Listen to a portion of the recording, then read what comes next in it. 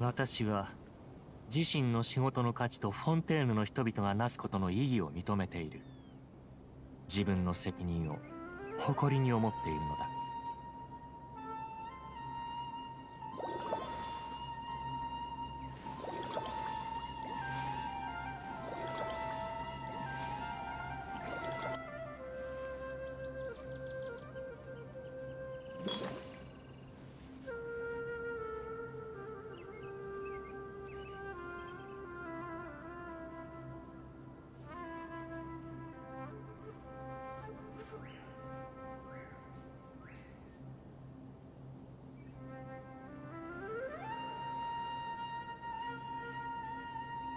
水の味は実に幽怨な趣を持つ。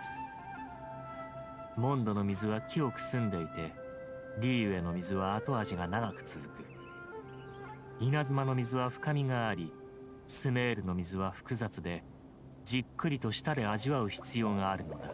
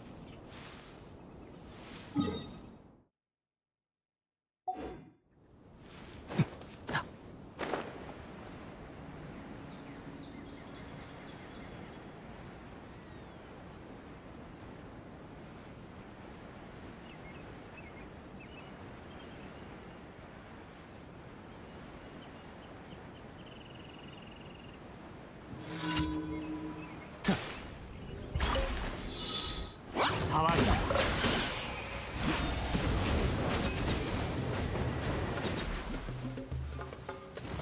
いや、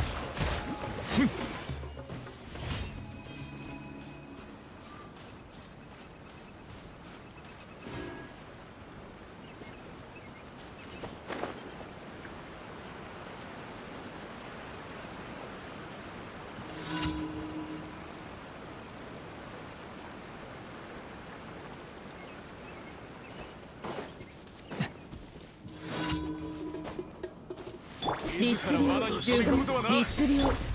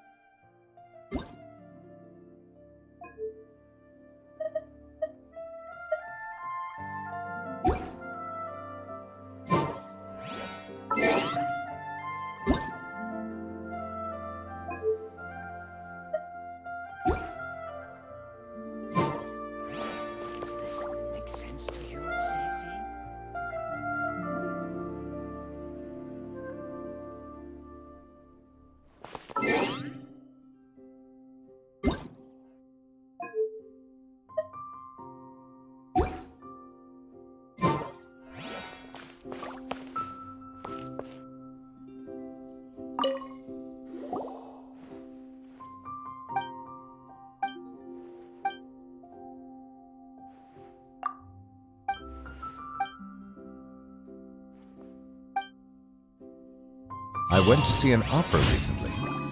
It was about a lady whose personal charm and manipulative schemes allowed her to continue to dominate the affairs of the grand mansion where she lived even after her death, like a ghost that refused to be exorcised.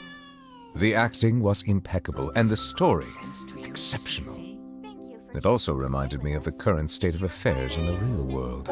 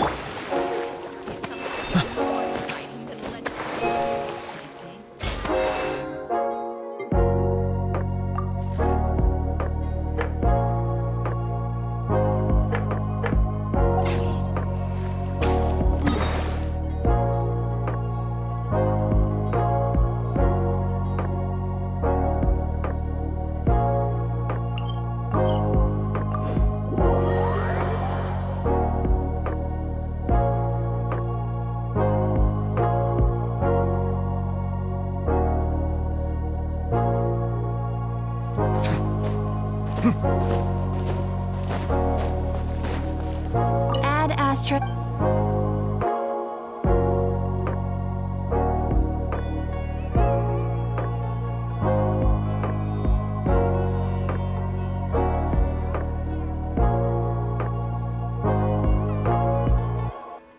Thank you for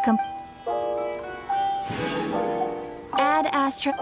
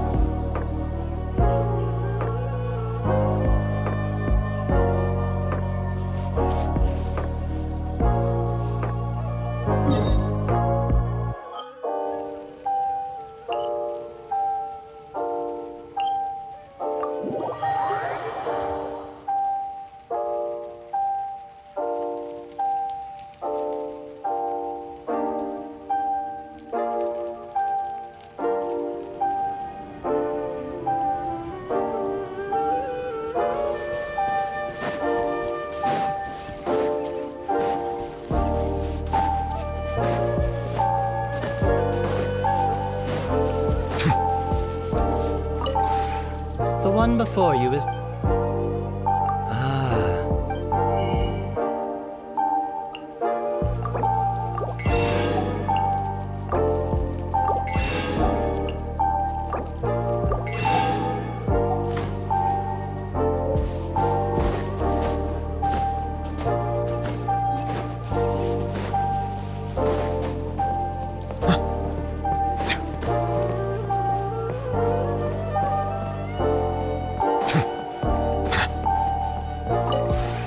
This realm is truly...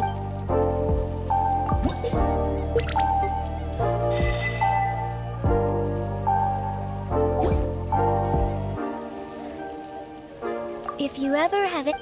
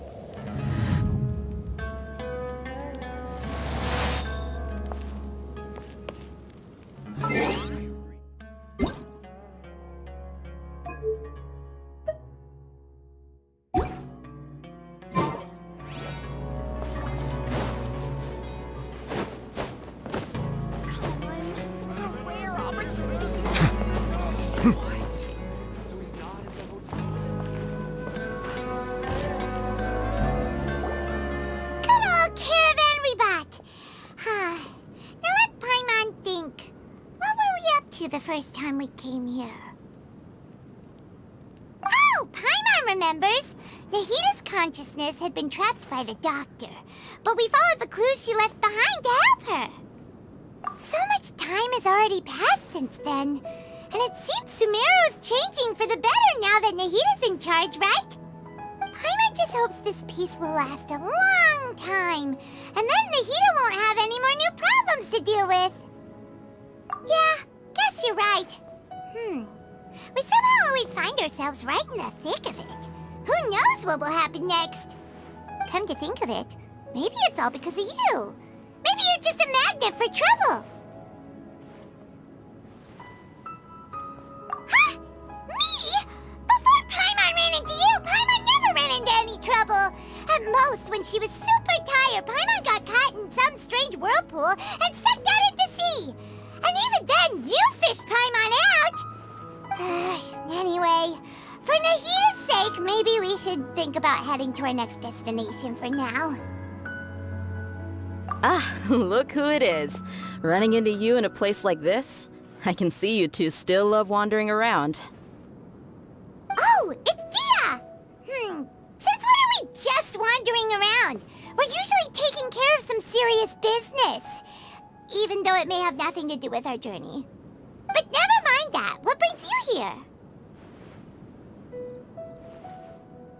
I just finished a commission in the desert for a usual client of mine. Nothing too interesting. Just escorting a shipment of goods. I'm on my way to report back. That's when I saw you two all the way over there, chatting away. What were you two talking about anyway?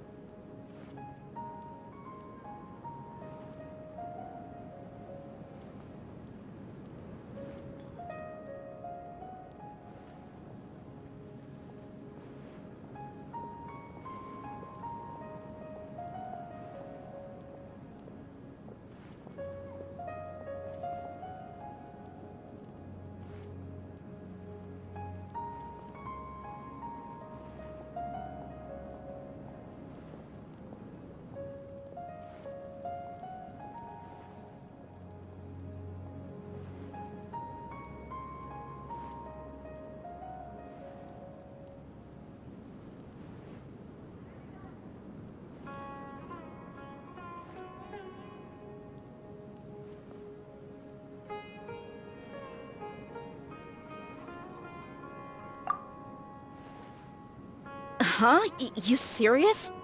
Can't say I saw that coming. But you are travelers after all. I guess you'd never stay for too long in one place.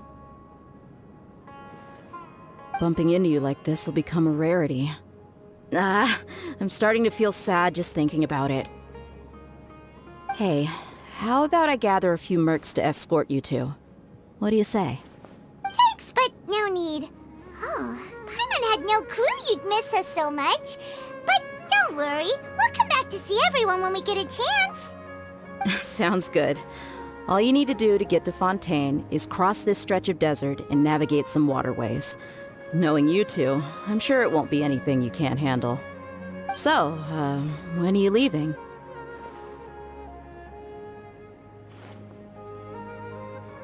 Oh, wait a sec. Paimon just remembered there are still a few dishes in Sumeru that Paimon hasn't tried yet. Now, where's that list Paimon made?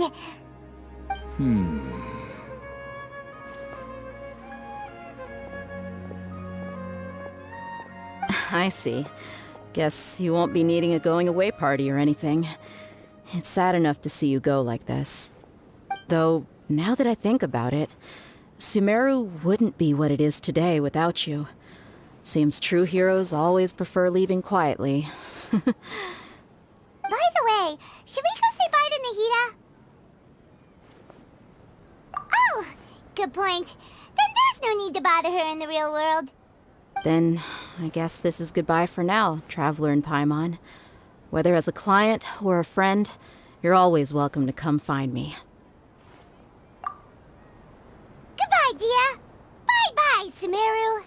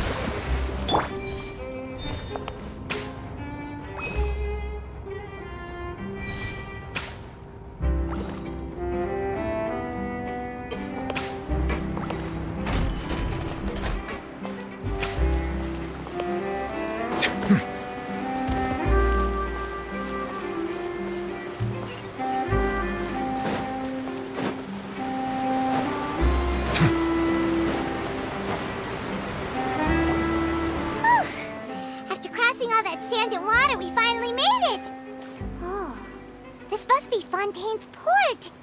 Wow. Everything looks so advanced in Fontaine.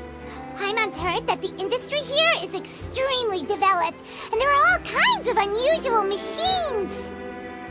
Just seeing the sights as a tourist is nice, but maybe it would be better if we found something to do. What do you think? Good idea! Nahida gave us loads of useful information. Seeking out the Seven is probably still our best source for information at this point. Yeah, the more we can learn, the better. So, what do you think the Hydro Archon's like? Will we get along? Nahida said that she has a very unique personality, whatever that means. To learn about a nation's god, start with the nation's people. There seems to be some locals talking over there. Let's go see if we can join the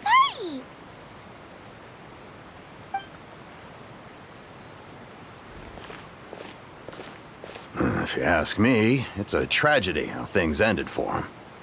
Clearly, he was a pretty decent person. Yeah, I didn't expect that kind of ending for him. I thought he would at least fight on a little longer for his family. I was expecting a sudden plot twist, but it's a pity that it never happened. Still, his story is quite the tearjerker.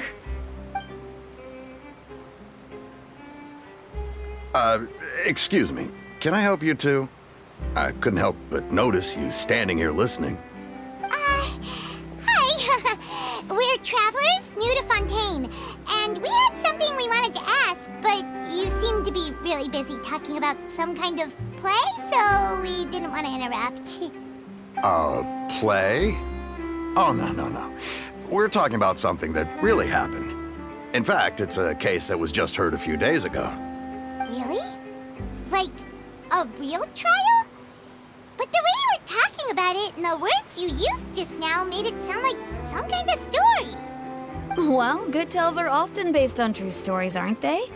And what you see in reality may also be someone deliberately putting on an act while harboring ulterior motives. Whether something is true or not simply isn't that important. The main thing is whether the story being acted out on the stage is splendid enough. Oh, but it looks like you're not from around here. You probably don't know that the Fontaine Court of Justice is called the Opera Epiclese, or more commonly known as just the Opera House. But, shouldn't court cases be treated a little more seriously than that?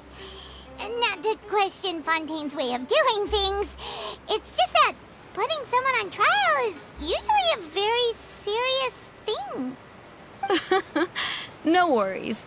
Other visitors to Fontaine have wondered the same thing. You could say that we just don't want to waste the moving stories behind those cases. And as for your worries about whether the cases are treated with due reverence, we have the absolutely just and honorable Chief Justice Neuvillette, as well as the Oratrice Mécanique d'Analyse Cardinal, a machine created by the Archon.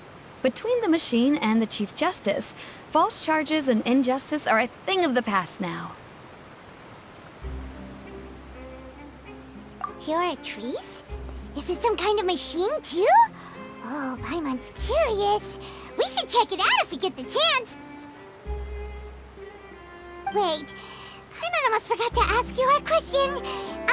Do you know what we should do if we want to meet the Hydro Archon?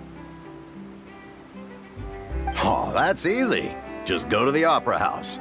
Lady Farina practically lives there. You could definitely say it's her biggest passion. I think what they mean is that they wish to speak with the Archon personally. In that case, I'm afraid it's going to be a tad more difficult. You'll have to make an appointment well in advance, and it'll depend on whether or not she has any time slots available. Huh. Is the Hydro Archon super busy taking care of official stuff? Wait, didn't you say that she's always at the Opera House? No. Lady Farina seldom takes an interest with the nation's affairs. The reason it's difficult to make an appointment is simply because she's incredibly popular. That's right. After all, she is the Archon. Though she may tend to get a little dramatic from time to time, people can't get enough of her. Huh. First time Paimon's ever heard of an Archon being described that way before. now. The Hydro Archon is kinda like a big celebrity here, right? Yeah, I suppose you could say that. Perhaps you could even say our mascot. Hang on. This is still Fontaine's Archon you're talking about. You should show some more respect. Yes, you're right. I guess I should at least try to be a little more respectful in front of visitors. Otherwise, I might get arrested and find myself face to face with Monsieur Neuvillette. Come on. Sure, there's a lot of laws here, but nobody's going to be arrested for saying something disrespectful about the Hydro Archon. Alright, I think we get it. Thank you! At least we now know that we can find the Hydro Archon at the Opera House. But who knows how long making an appointment will take? Guess we could have a look around the city in the meantime. Hey! What are you looking over there for? Huh. Maybe something's the matter. She isn't going to jump into the water, is she? Maybe we better go check on her.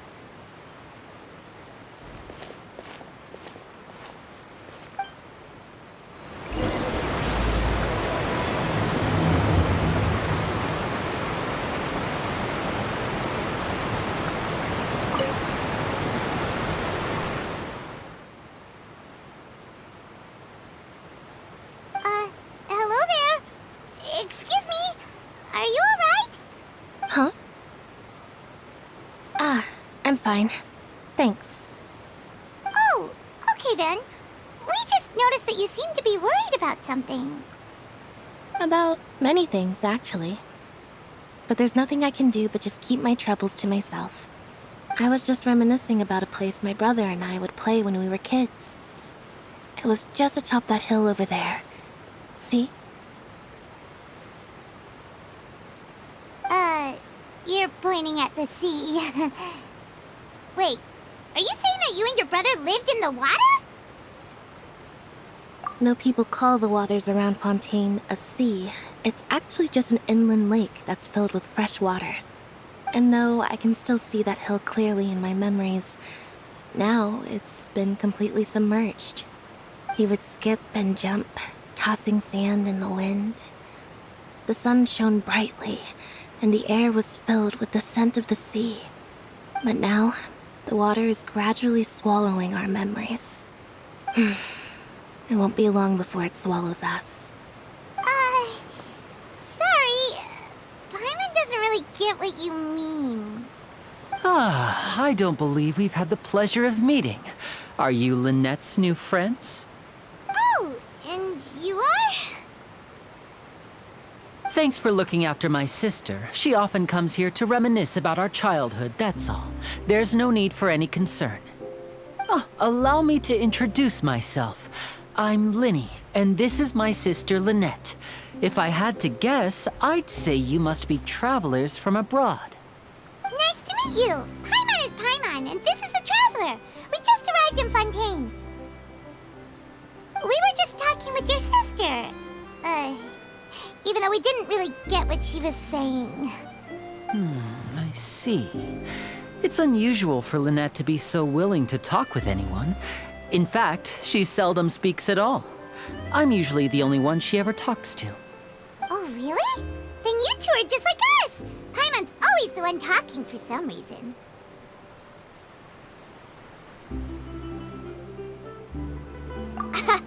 So that's how you think it is? I also think my brother can be too talkative at times. Seems you were right, Paimon. We are quite similar. So, what did Lynette mean just now when she said that the water is engulfing your memories, and that it won't be long before it engulfs you too? Oh, that. It's from a prophecy that's been circulating in Fontaine for some time now.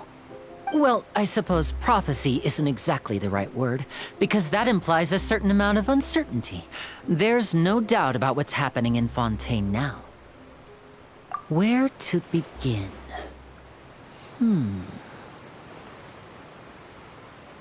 let's put that question on hold for a moment. We still haven't formally greeted each other yet, have we? Did all the introductions earlier not count? Hello, traveler.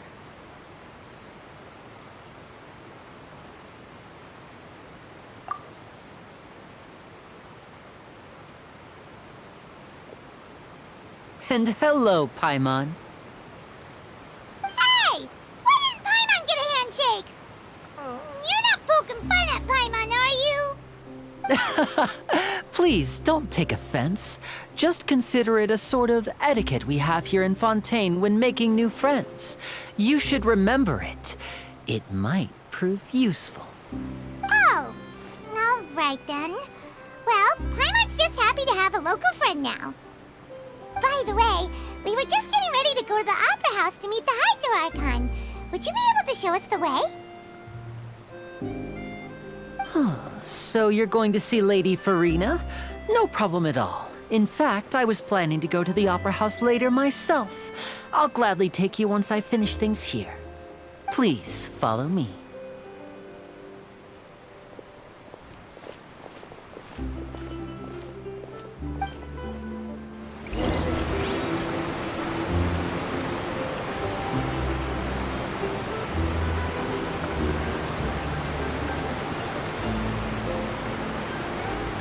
Bow your head.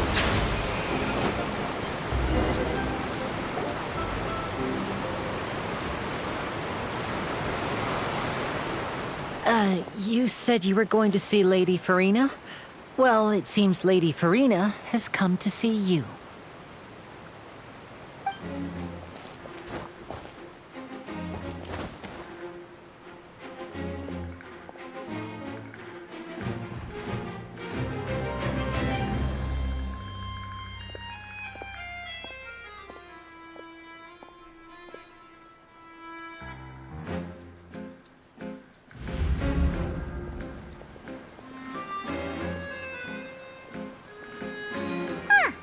So, she's the Hydro Archon? But how did she know we were looking for her? My dear people, rich and poor, those with cup in hand and those with nothing at all, raise your glasses in celebration! If you don't have one, then just raise your hand in lieu.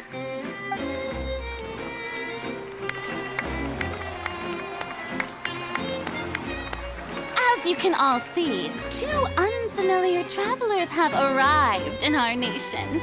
Come, let us make a toast in honor of this traveler and his companion who have journeyed here from distant lands.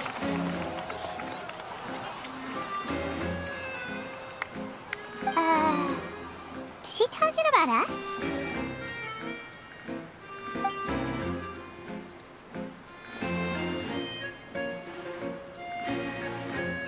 I've long heard of the turmoil and chaos you've left in your wake as you visited other nations, but I welcome you nevertheless.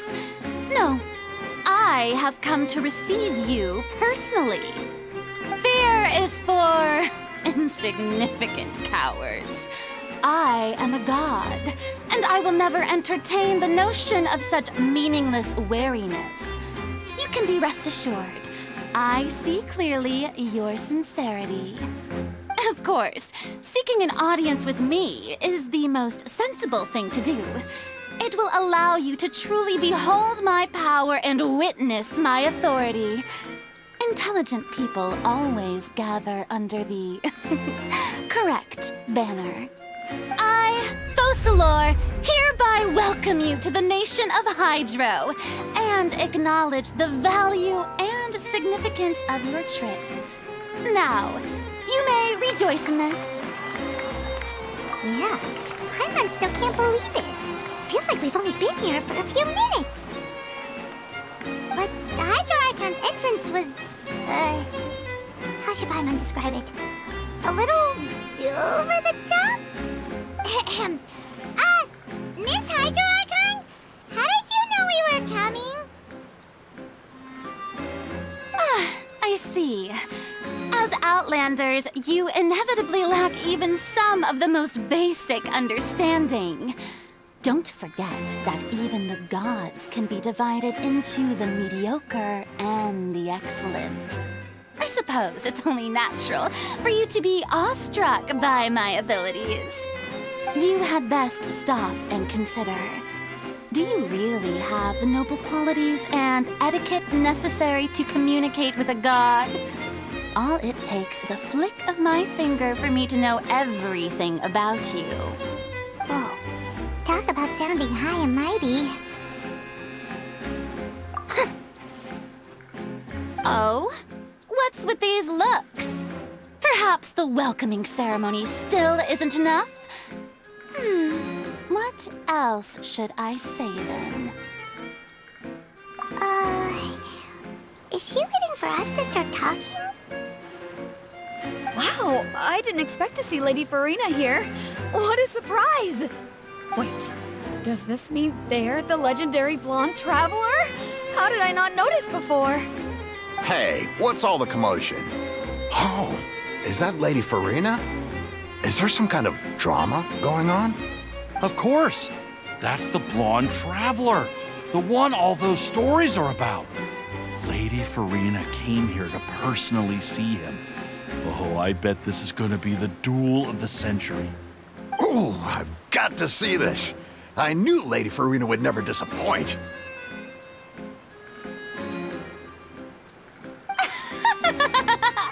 Yes, but don't get too excited now. My dear believers and spectators alike tend to get quite rowdy, and despite the noise, I've come to tolerate all their ruckus.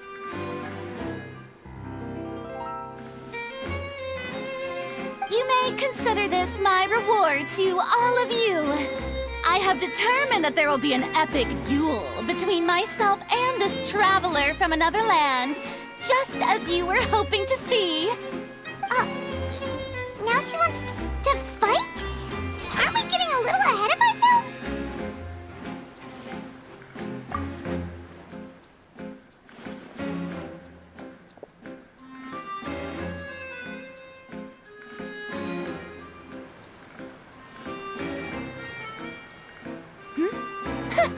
Are you not afraid? Might I remind you that this is a duel against the divine? What are you trying to do, traveler? Provoking a god in front of her people? Stand down, Clorend. I admire his bravery. Few have the courage to draw their sword against a god. He is obviously a true warrior. Unfortunately, people nowadays only crave to be thrilled, and a mere duel will not slake their thirst for excitement. Oh, yeah, she's right. Just a duel wouldn't be all that interesting. On Araneus, criminals are always requesting duels to defend their honor. They're getting a bit old, to tell the truth. You see. Then, as the god of justice, I shall face this traveler in another kind of duel. A duel in court! Oh, right! Now that'll be worth seeing! Right. This is Fontaine, after all. It's such a grand opera house, it would be a pity not to use it. Why do you care so much about the crowd's reactions? Seems you've spent a little too much time in the opera house. Besides, how exactly do you plan to have a duel in court? You mean you're going to put us on trial? Oh, we have reason to put you on trial. It's obvious, isn't it? According to Fontaine law, no one is permitted to release any flying objects within Fontaine city limits during the first 3 days of each month. You are clearly guilty of violating this law, no? Oh, so that's what they've done wrong. That's our Lady Farina. No one knows the laws of Fontaine like she does. You call that obvious? What kind of law is that? Wait, flying object? You mean Paimon? Precisely!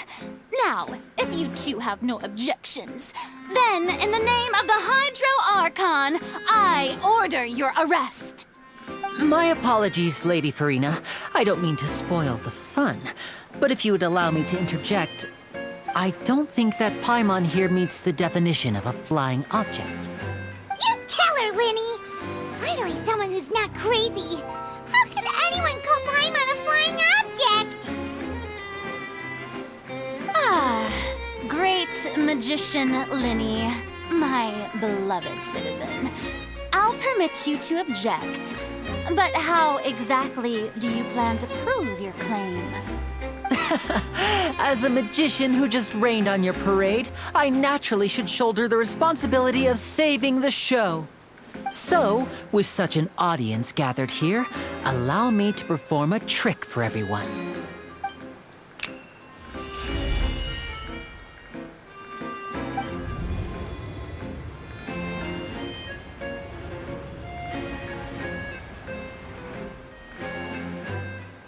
Ta-da! What's that on Paimon's back? Hey, when did you do that?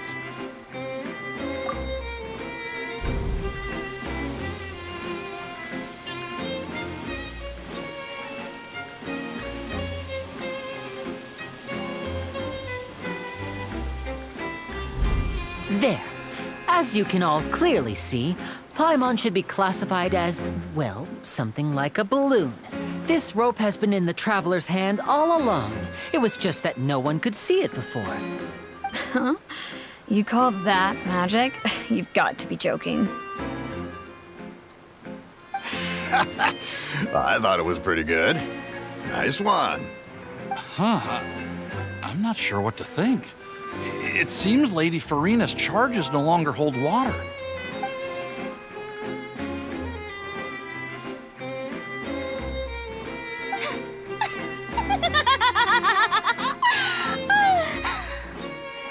Amusing. Very amusing, Linny. Just the sort of unexpected twist that I enjoy. With you here, today's performance can finally be called complete. Performance? You see all this as a performance? In which case, consider the matter of your trial resolved. The god of justice will not bring charges against an innocent person. But when there are valid grounds, I will not only judge travelers from abroad, but even the gods of other lands. I look forward to seeing your upcoming performance at the Opera House, Mr. Linny and Miss Lynette. That's enough for now. Toodaloo!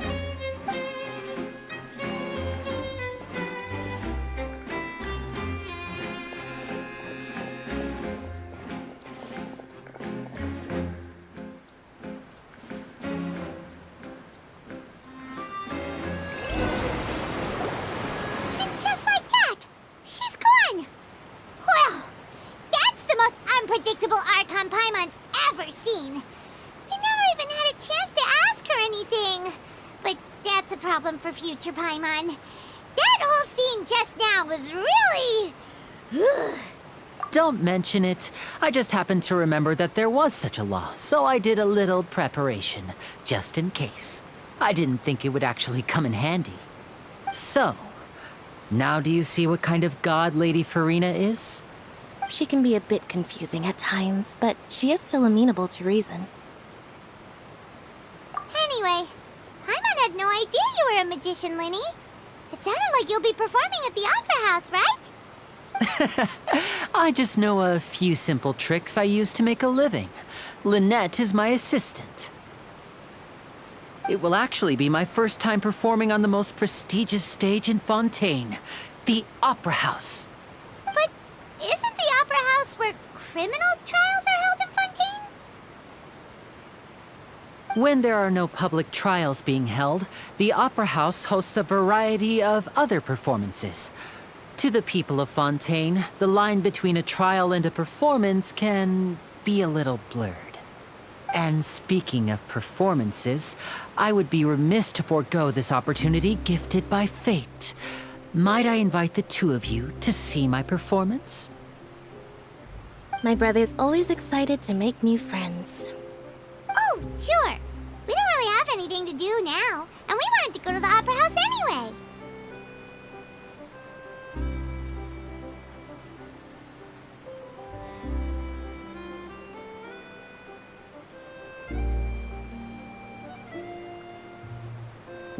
Splendid. In that case, why don't we go together? I'll show you the way. I just have something to take care of first. Oh, you really mean it? Then I'll take you up on your offer. This is a magical item known as a magic pocket. Perhaps you can help me distribute them to the people here. Huh? What are they going to use it for? About that... You asked me before about the prophecy, right? Let me start by telling you a little more about what it entails. I'm not sure exactly when it began, but a prophecy has been circulating around Fontaine. It says that every person in Fontaine is born with sin. No matter how the nation of justice holds trial after trial, this sin cannot be absolved. Until one day, the water levels in Fontaine will rise, and the sinful people will slowly be drowned. In the end, the people will all be dissolved into the waters, and only the Hydro Archon will remain, weeping on her throne.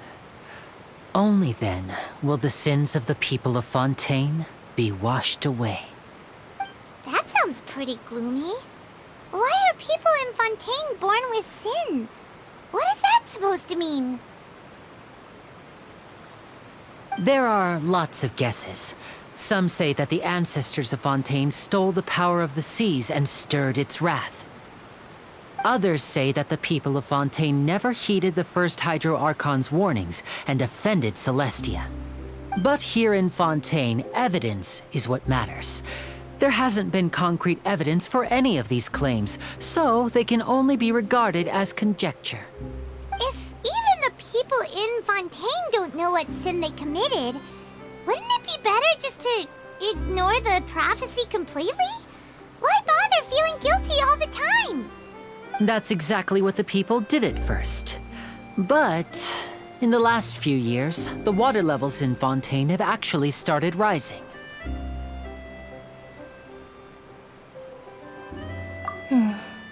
Many places have already been completely submerged, and now lie beneath the sea. Many people carry on with their lives as before and shrug it off as a natural phenomenon. But my family and I think that the people of Fontaine shouldn't ignore the possibility, which would end up sentencing them to death. We hope that at least the people who reside near the waterfront can move away before it's too late. So, we've started distributing magic pockets to them.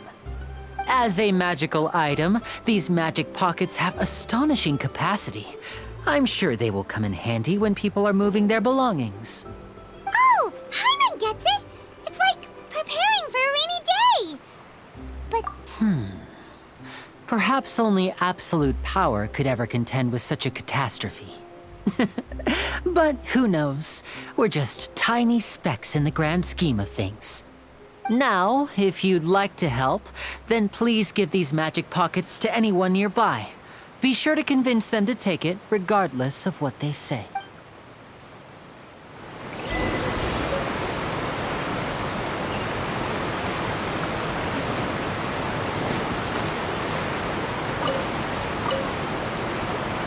What's this?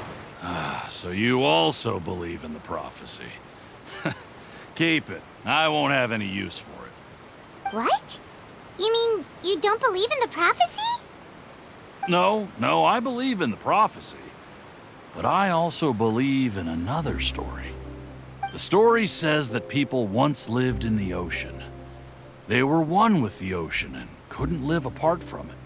But as time wore on, people desired to live on land and developed blood vessels, encapsulating the sea within their bodies. Thus could people set foot on land. So, if you ask me, when the water rises and takes us all, it'll be like we're going home. Oh, we hadn't heard that one before.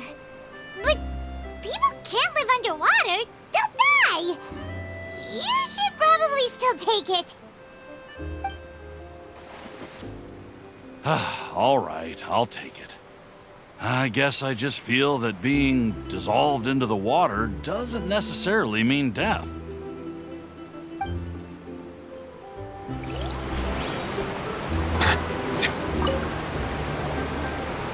So you're the blonde traveler that everyone's been talking about. My apologies for not recognizing you earlier. Oh, a magic pocket? Seems you really thought of everything. I guess it's better to prepare for the worst and hope for the best. Thanks. Please, also thank the magician on my behalf when you get the chance.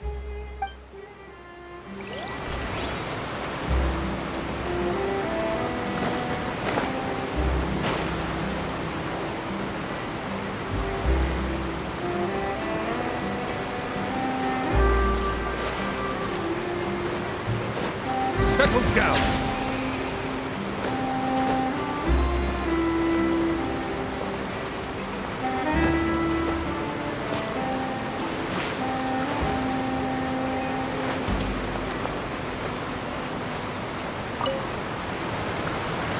Huh? I don't want that thing. Way I see it, if the prophecy's true, it's still gonna be a long time before the water can cover everything. Life is all about living in the moment. What use is there in worrying about the future all the time? We'll cross that bridge when we get to it. You should still take it. You never know when it'll come in handy. Oh, all right, fine. Thanks. It's just that if I start moving, that means I've already given up on the life I have now. I'd really rather not.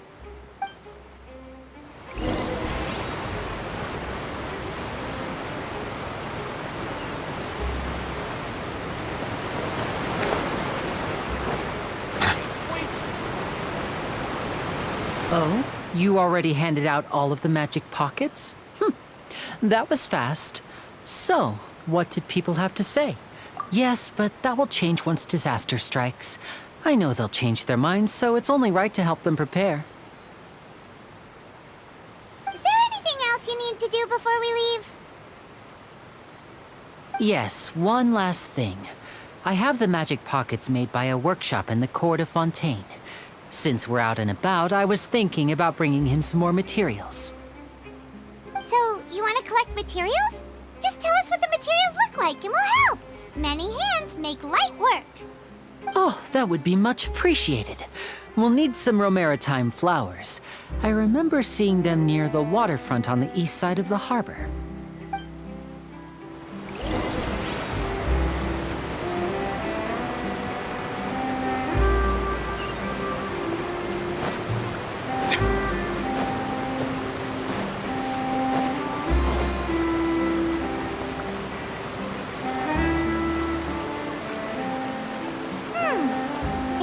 We have to use Hydro to collect Romaritime flowers.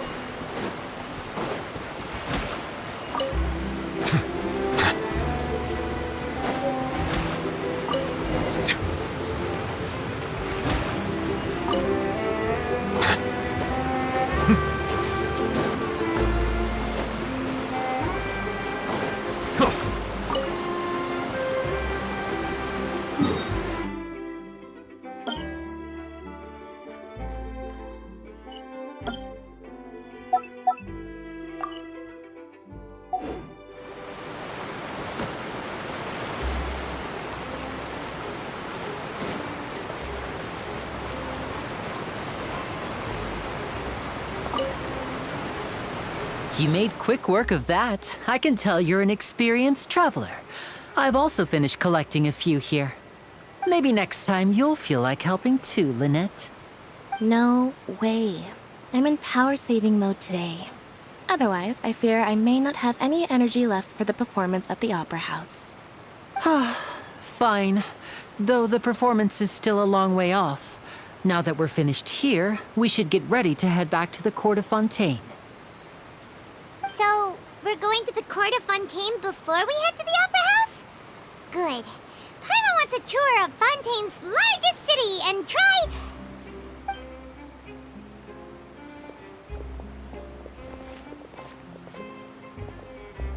Wait, shh.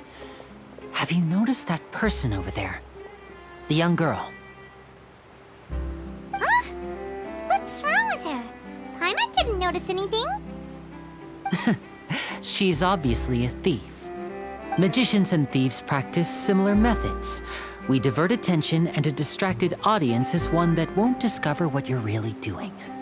Watch her movements carefully.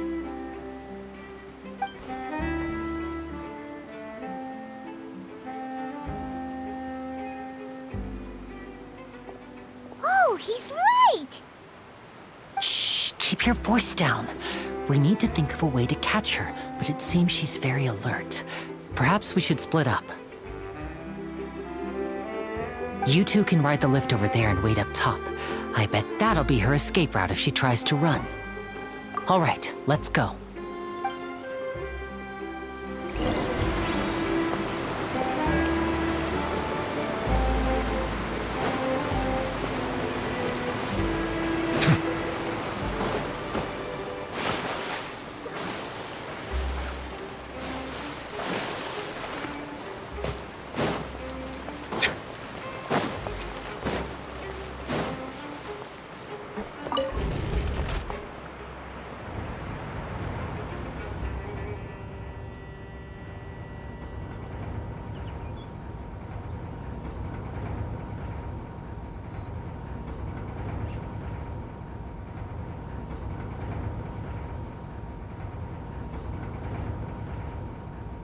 Melusines are beautiful creatures. They are the pride of Fontaine. Be sure to befriend them and cause them no harm.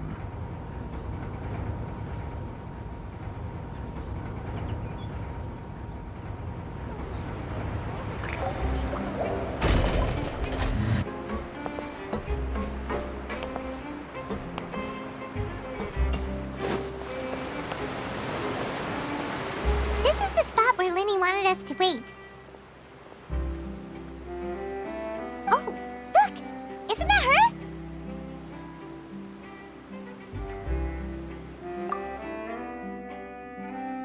Oh no! Did she notice us? She started running the other direction! What should we do? Should we chase her?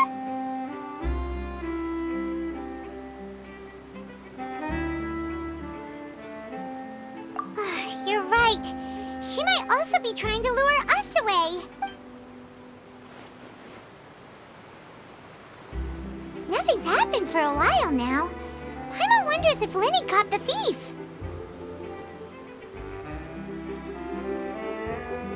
Yeah, let's go.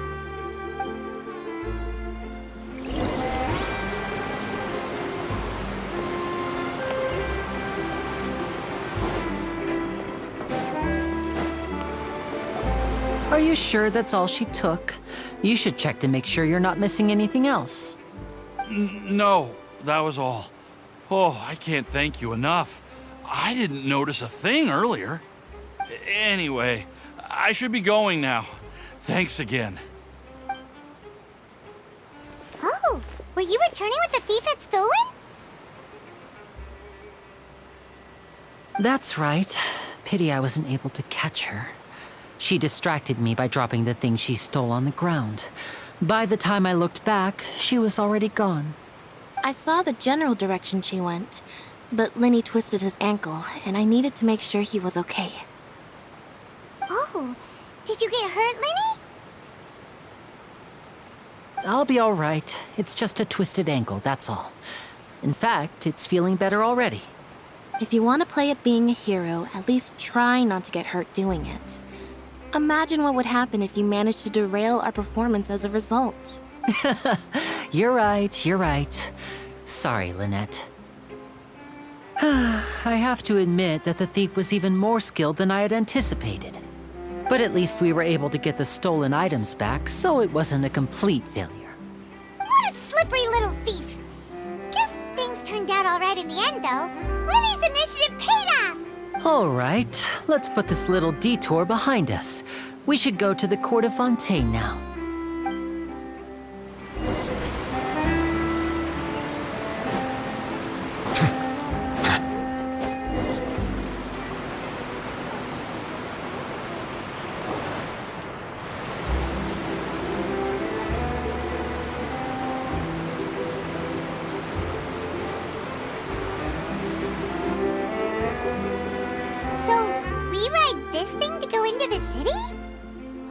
ingenious way to get around.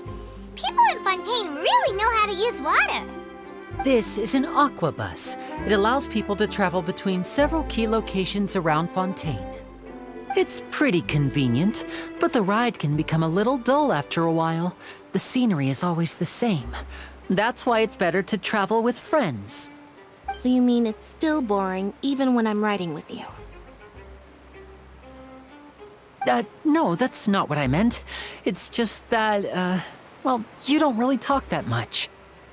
Besides, it doesn't really feel like a real trip when it's just the two of us. It's the same as being at home. Whatever. Guess that's what it's like to be an older brother. It's about time for us to leave. Let's get on board.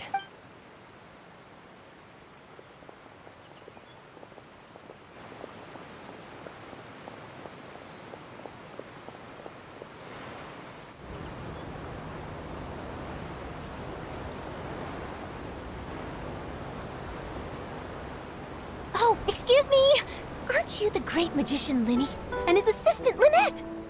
Hello. I don't believe we've...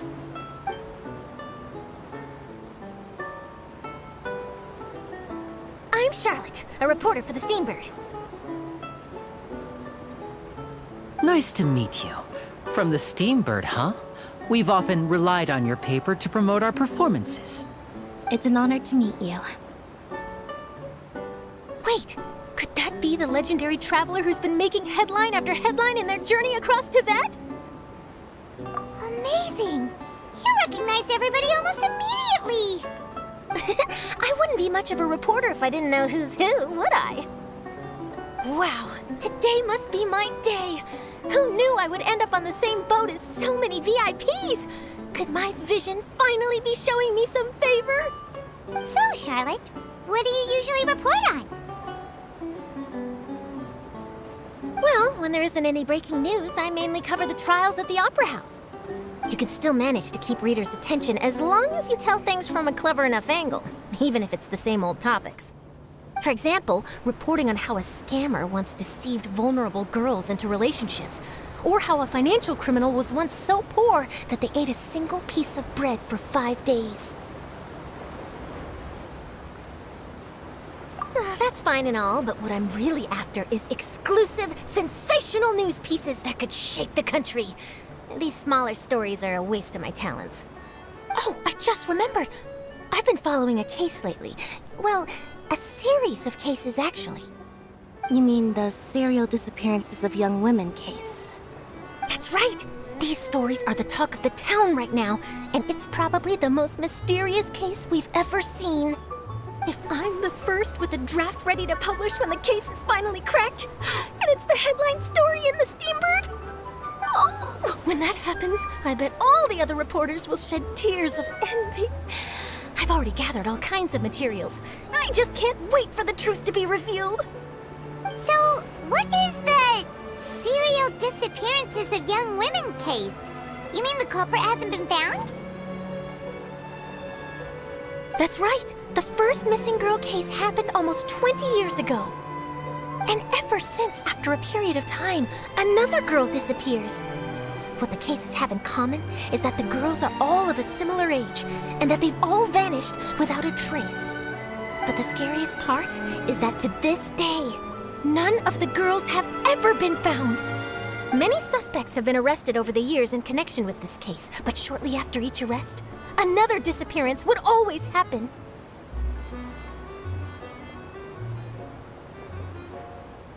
Yes, it's possible. But either way, I believe that every case has some precise truth behind it, waiting to be exposed. Yes, I agree. And at the very least, the family of those missing girls deserves some sort of explanation. I just imagined for a second what I would do if Lynette were to suddenly disappear.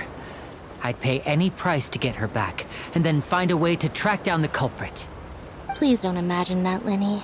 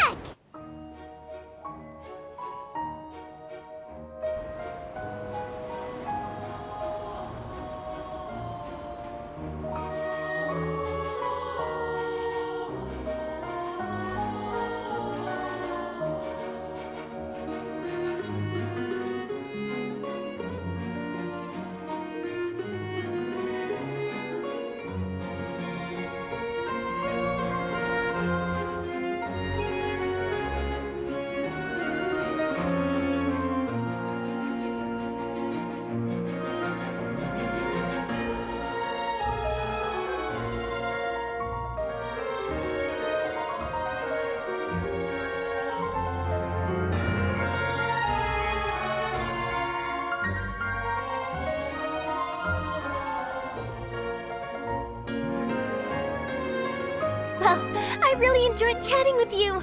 Life should be full of pleasant little surprises like this. Yeah, us as well. The ride went by too quickly. I have an interview to get to. I should get going before I'm late. Okay, Paimon hopes we can chat again soon, Charlotte.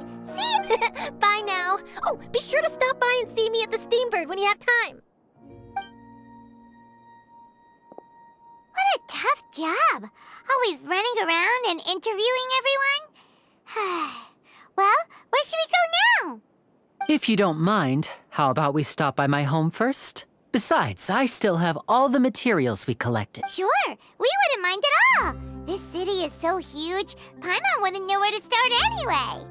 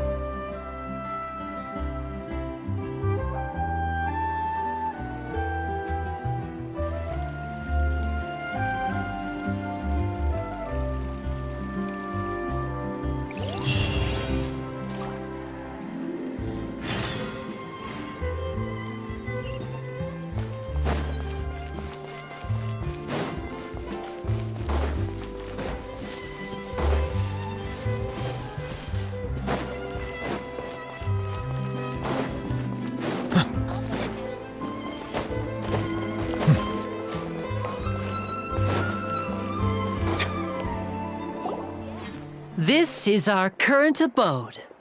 Ah, Fremine, you're home. Where did everyone else go? I have some new friends that I would like to introduce. Oh, they all just went out a moment ago.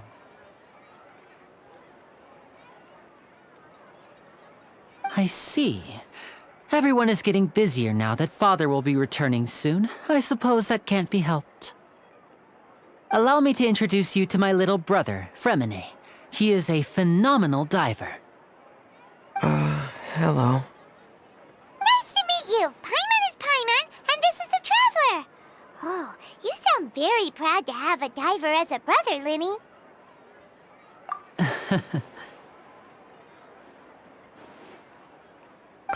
Linny, could you come here for a moment?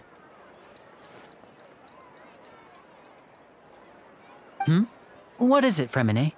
Do you have something to tell me?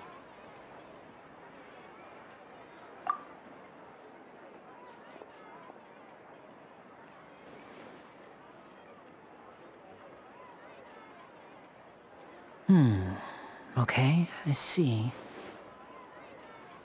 Is everything all right? Oh, it's nothing. We were just discussing a little housework. Sorry for the interruption. Oh, before I forget, the Traveler and I collected more materials to make magic pockets. Were you able to get any, Fremine? Yes, I went diving and gathered lots of materials. I was about to give them to you. That's our Fremine, always quick with the underwater work. All right, I'll take these to the workshop.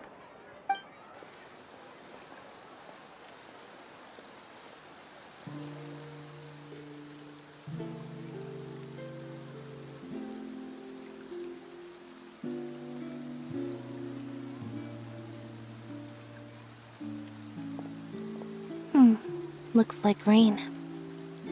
Oh, you're right. But wasn't it clear and sunny just a moment ago? Fontaine's weather sure is weird. I'm afraid that's just how it is here.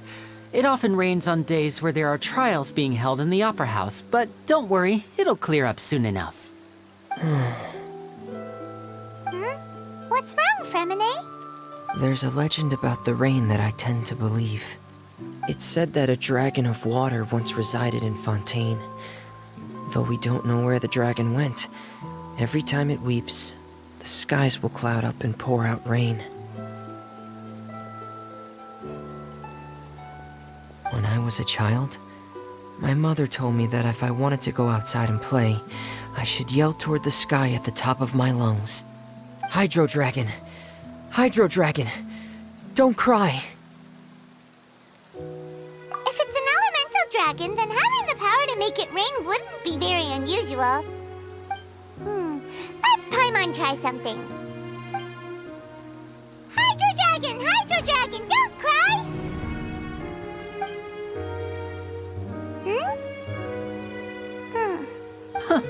Doesn't seem to be of any use.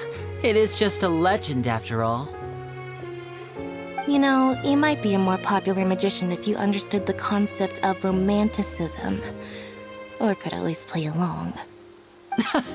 Sorry, it might be because we've never met the Hydro Dragon. Perhaps it can't be comforted by the words of strangers.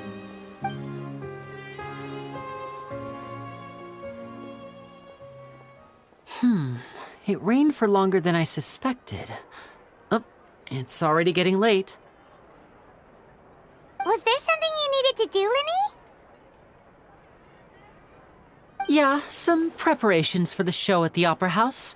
I need to find a way to catch the last aqua bus of the day. On the day of the performance, just ride the aqua bus to the island of Aeneas. I'll have Lynette meet you at the fountain in front of the Opera House.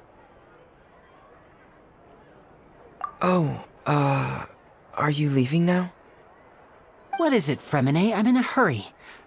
Oh, I get it. You feel nervous delivering the materials for the magic pockets, is that it?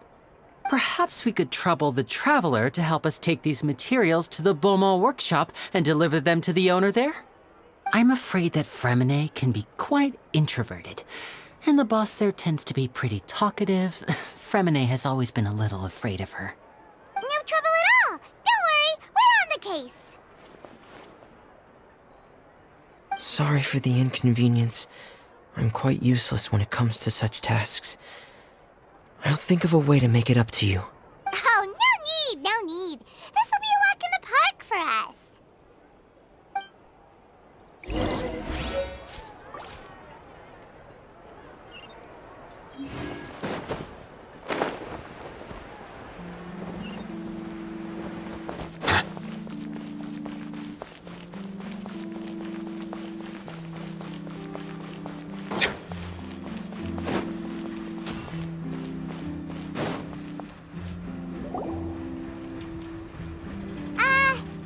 Hello? Is there anyone here? Oh, hello there. New customers? Looking to buy, or do you need something made? Or perhaps you're just looking for a chat with me. Oh no, we're just here to deliver some materials. Here they are. They're for making... what were they called again? Ah, these must be for magic pockets. I could tell right away. I've already made several orders worth now. No need. They've already prepaid several batches worth. When they told me what they'd be using them for, I even offered them a discount. But they insisted on paying the full amount, saying that I had a business to run. It seems both their hearts and their pockets are made of gold. Whoa. So, is Linny actually loaded? I can't say for sure, but who knows? Maybe there's good money to be made being a magician in Fontaine. Hey! Is this machine what you use to make stuff here? It looks really advanced. Why use your hands when a machine can do the work?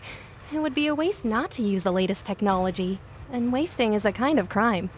But where does a big machine like that get its power from? Well, it's a little complicated. I'm not sure I can put it in layman's terms for you. But basically, everything we usually use here in the city is powered by indemnitium. It's a type of energy that's produced from trials. Huh? How can trials produce energy?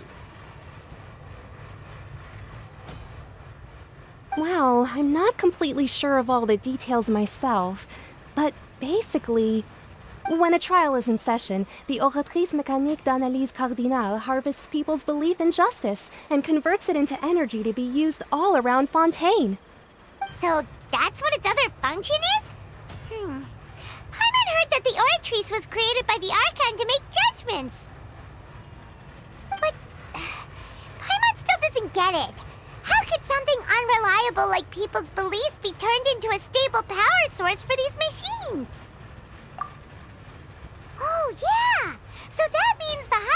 Archon relies on the machine to take the energy created by belief and turn it into power for all of Fontaine, right? Even though I've never heard anyone really put it that way before, it sounds like it makes sense. Besides indemnitium, we have another type of energy called pneumosia. It isn't produced by the power of the Archon, but it is unstable by nature.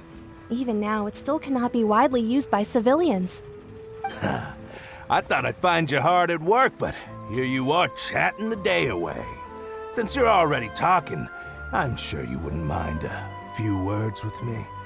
You again? Didn't I already promise you that I'd have the more I owe to Confrérie of Cabriere by next month? Why are you hounding me now? Yeah, but how do we know that you won't go running off by the end of this month? I want 50% today. Wait, no, 70%. Huh? You... Seems business isn't so great for the workshop. We've already finished our job and delivered the materials. Maybe now's a good time to leave? Hey, hold on. Before you go around trying to collect payments, why don't you settle your own debts first? If Confrérie of Cabriere wants to poach clients from Northland Bank, that's fine. But I'm afraid you still owe the bank a hefty sum of mora. So why don't we work things out between us first, before you get back to your little conversation here? You're from Northland Bank. But we said we'll pay everything we owe next month. Why are you hounding me now? Traveler, Paimon! I didn't think I'd run into you here in Fontaine. What are the chances? We're surprised to see you too! What are you doing here in Fontaine? You didn't want to stay in Snezhnaya? Long story short, I've already been in Fontaine for some time now, and honestly, things have been pretty boring. But it seems that fate brought our paths together today. Not only will I have some good friends here now, but ones who always seem to find trouble. Either way you look at it, it seems things are going to get a lot more interesting now. Pretty sure we'd want to avoid anything that you'd find interesting. Besides, our trip here has gone pretty well so far, right, Traveler?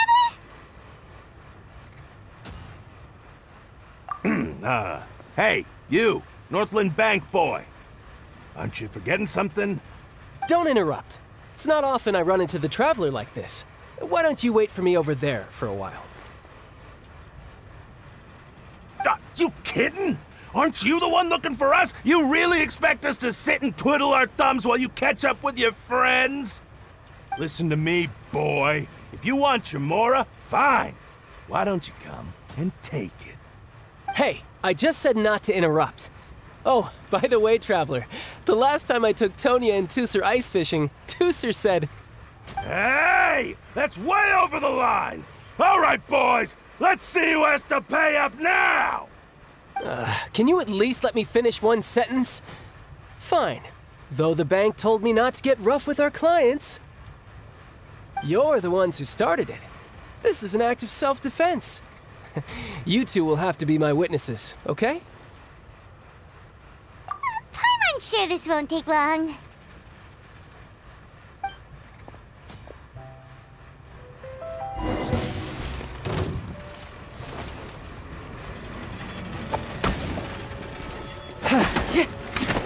Riptide! Tidal wave!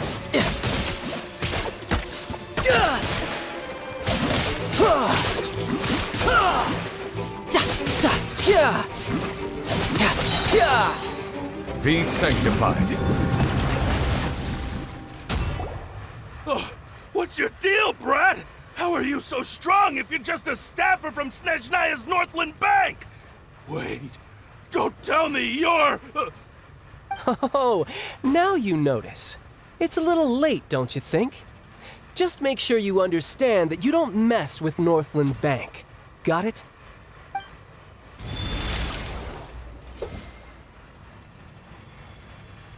Huh? Now's my chance!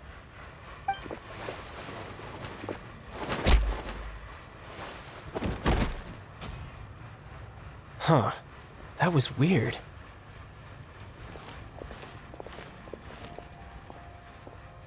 I'm not sure. It's as if I suddenly lost control of my hydro powers when I needed them. Maybe there's something wrong with my vision? Strange. How could that happen? First time Paimon's ever heard of someone losing control of their vision. Never mind. It doesn't matter.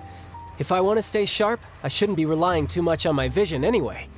Besides, I always have my delusion in case I need it. So what are you doing in Fontaine, child? And don't say it's work for Northland Bank. Well, I guess it's because I've been in a bad mood lately. Huh? What kind of reason is that? Wait, since when do you feel down about anything? I don't know. Maybe I still have a lot to learn about myself. But recently, there seems to be some sort of restless power stirring inside of me. And I don't know why, but every now and then I feel like I'm in a terrible mood. Maybe you losing control of your vision just now is connected with that power you're feeling inside. That is a possibility. I can't remember if I ever mentioned it before, but when I was 14, I fell into some unknown abyss. It was during that time I learned nearly all of my abilities. The one who took me under her wing and taught me was named Skirk. She was always quiet and very mysterious. Nobody knew where she came from or what she had been through, and she was always very strict when teaching me combat techniques. One time, I asked her why she was willing to take me on as an apprentice. From what I could make of her answer, it was because I had awakened it, and traces of it remained on me. She said that all my combat training would be useful in the future. But what is it? What did you awaken? She never explained that, but my guess is that it's related to a dream I saw when I had just fallen into that abyss. In my dream, I was in the deepest depths of the sea, and the boundless seabed was all around me. But in front of me appeared a whale that was so massive, I felt like I couldn't breathe. A whale? Oh, that sounds familiar! When we fought against you before, you summoned a huge whale that seemed to leap at us. Is that the one? That's just an abstract form of a whale that I create using my elemental powers. It takes that shape because the scene I dreamt of the whale has always been stuck in my mind. I'll never forget it.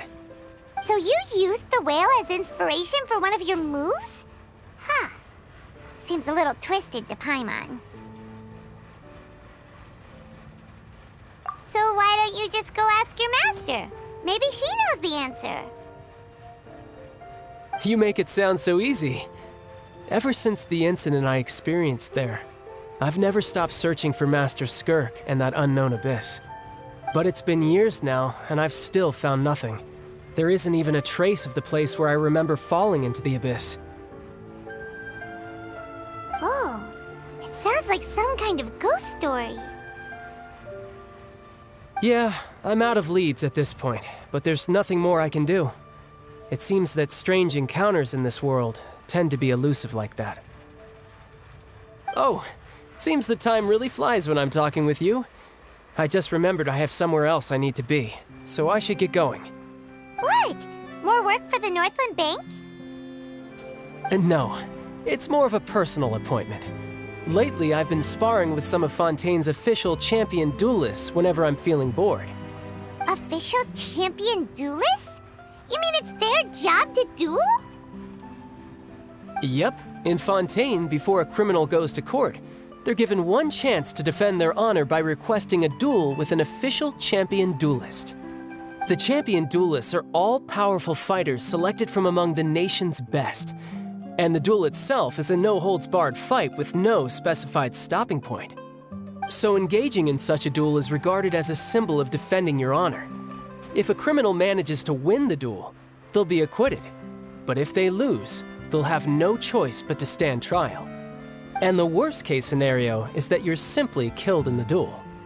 Though it's rumored that Fontaine has a death penalty, from what I can tell, no one has ever been officially sentenced to death. So really, the only people who opt to duel are those who have suffered a grave injustice in being accused, or those who greatly value their honor. Otherwise, why gamble with your life? So, do many people actually get out of their trials by winning the duel? Apparently, it's exceedingly rare for anyone to actually win. Fontaine probably enacted this system as a way to show that the nation respects the honor of its citizens. Besides, none of the champion duelists are to be trifled with, which is exactly why I was itching to face them as soon as I got to Fontaine. Apparently, the one I'm meeting today, Clorinde, is the strongest of the champion duelists. I had been asking her for some time before she finally agreed to face me today. Well, that's child for ya. Paimon feels like we heard that name somewhere before. Clorinde. Huh. Oh, before I forget, I want you to have this. Huh? Your vision? You're seriously just giving it away? I'm just worried that it could become uncontrollable again. I'd be pretty upset if it got in the way of my duel, so I think I'll be better off without it for now. Besides, I just need you to hold on to it for a short while. I'll come retrieve it when I have some time later. Paimon knows what you're up to. You just want an excuse to come talk to us again, don't you? Whatever gave you that idea? I'll be in touch later. That sneaky guy. He said he's been... Well, seems we don't have much to do for now. We might as well walk around and see the city before Lenny's performance.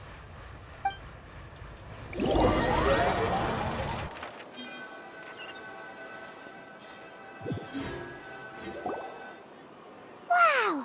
Who could have seen that coming? The reporter who was barely around for most of the story was the murderer all along! Sorry. Paimon was just surprised, that's all. Whew. Paimon never saw that twist coming. The murder mystery novels here are amazing!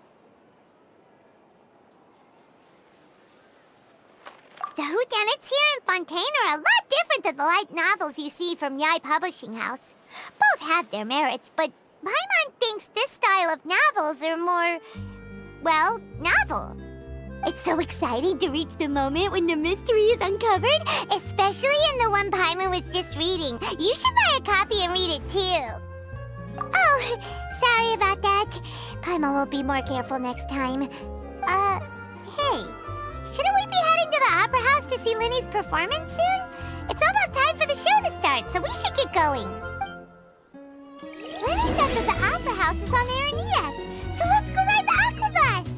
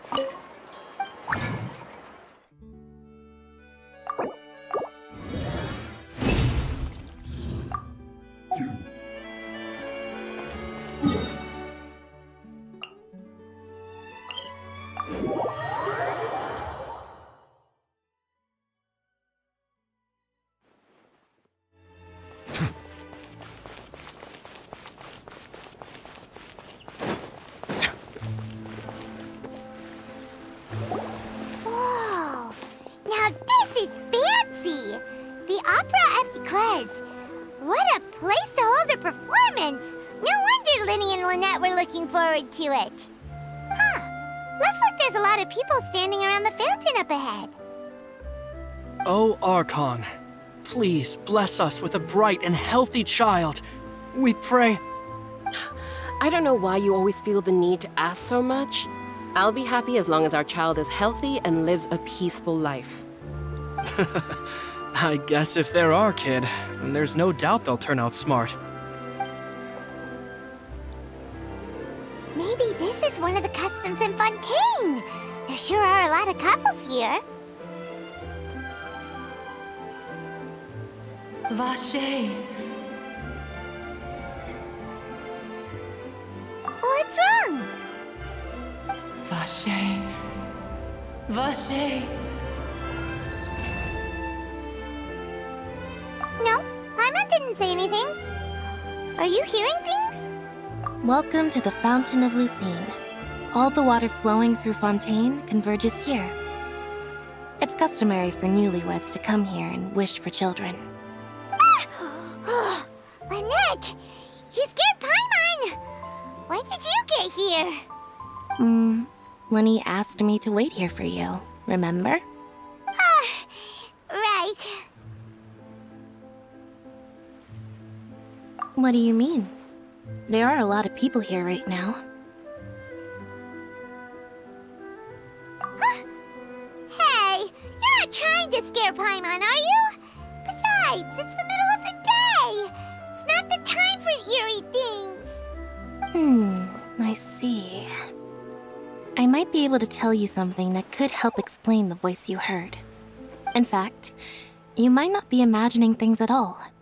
I suspect that what you heard is a result of your hypersensitivity to the hydro element. Others in my family have had similar experiences. It's because of his sensitivity to the hydro element? But what would hearing a voice have to do with elemental power? When do you cry, Paimon? Wait, what? What does that have to do with anything? Just answer me. When do you cry?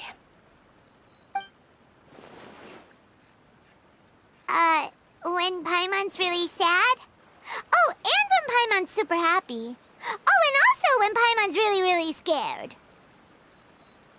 Then you should understand that tears contain your most intense emotions. Like I just mentioned, the Fountain of Lucine is where all the flowing water in Fontaine converges. Even the tears that fall to the ground will eventually gather here. So maybe what you heard was the intense emotion coming from someone's tears. So, what did the voice say? If you were hearing their emotions, then Paimon wonders what happened to them. Rather than worrying about them, we should worry about my brother first. Don't let that calm look of his fool you. He tends to get pretty nervous just before a performance. So chatting with Linny might help him relax a little before he goes on stage. Oh, right. That makes sense.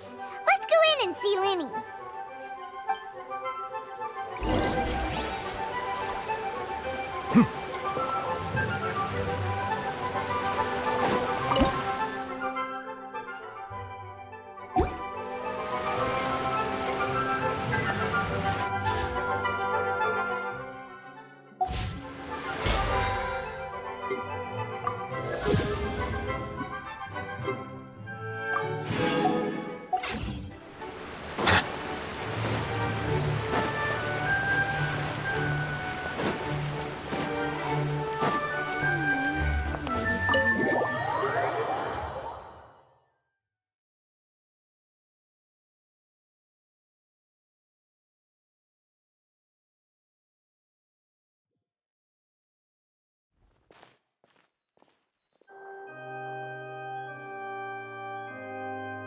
Traveler and Paimon, good to see you. I knew you two would come. Are you kidding? We wouldn't miss it for the world. We've been looking forward to it. I can tell, judging by how early you've arrived. But you're actually right on time. The audience still hasn't started entering the venue yet, which means now is the perfect chance for us to take you to the best seats in the house. Wait just a moment. I'll fetch the tickets.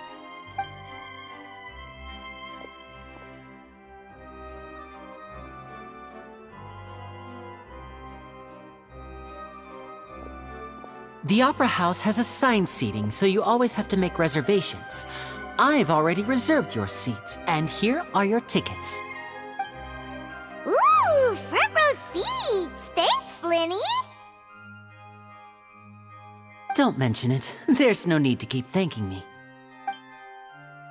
Hey, Lenny! Could you come over here and take a look at this? Oh, I'll be right there. Seems there's an issue with the stage props over there. That's Cal, my assistant, calling me. I'll go lend him a hand. Yeah, we'll just go to our seats. You go ahead, Lenny.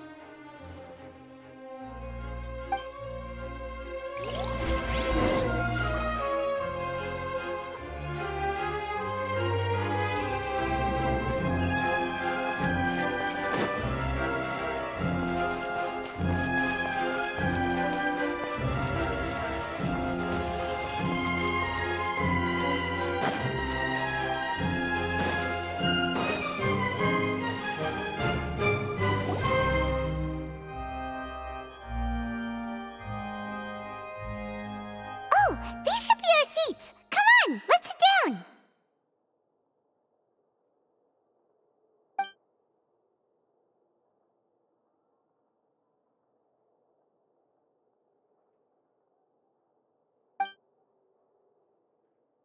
Uh...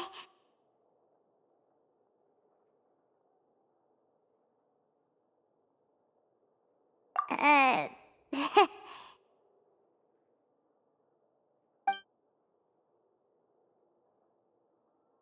Hey, Traveler.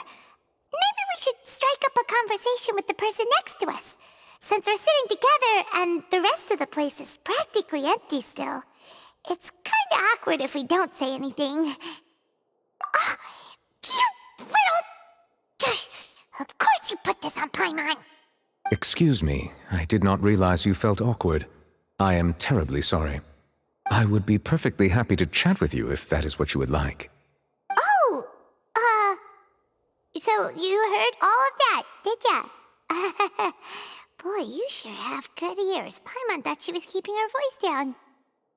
Wait, that's not it. Paimon's... Sorry. Paimon's the one who was being rude, talking under her breath like that. So, let's talk, but, what should we talk about? Oh, Paimon's got it. You're also here early and sitting in the front. Are you a friend of Linny's too? A friend, you say? Well, if Mr. Linney would like to be my friend, I would be more than happy to reciprocate. Oh, so you're not friends with Linny then? Oh, this is getting more awkward by the second. Paimon nearly forgot to make her introduction. Nice to meet you. Paimon is Paimon, and this is the Traveler. We just arrived in Fontaine. It is an honor to meet you two. I have heard of your deeds across Tevat. And as required by proper etiquette, I will also introduce myself. I am... Oh, Monsieur Nervillet. What an honor it is to have you here to see my show. Ah, Mr. Linney. I should say it is in fact an honor for me to see your performance in person. Wait, Nervillet? Could he be... I saw you all chatting just now, but it seems you still don't know who Monsieur Nervillet is. Allow me to introduce you to Fontaine's Chief Justice. That seat is always reserved for him. It wouldn't be too much to say that he's the symbol of justice and honesty here in Fontaine. Whoa! Sorry for being so rude just now. Paimon had no idea you were such an important person. No offense taken. Being Chief Justice is merely what I do for work. Nearly every person has their usual reserved seat, so I'm not so special, really. And by the way, I should probably let you know, even though I would prefer not to, there's someone sitting up there in the VIP seats that has been striking a pose for quite a while now. I believe she is trying to give you a most elegant and impressive first impression. So I think you should take notice of her sooner rather than later, otherwise she may become flustered.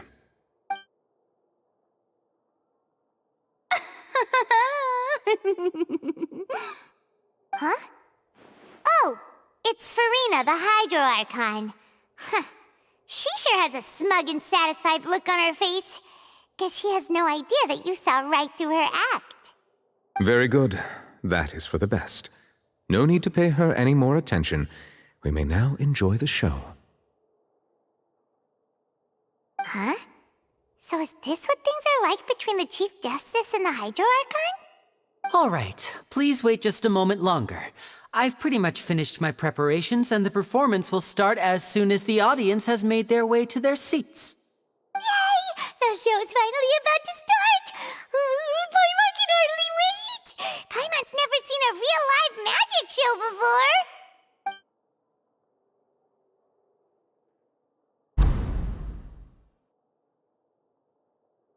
Oh! They're dimming the lights! The show must be starting!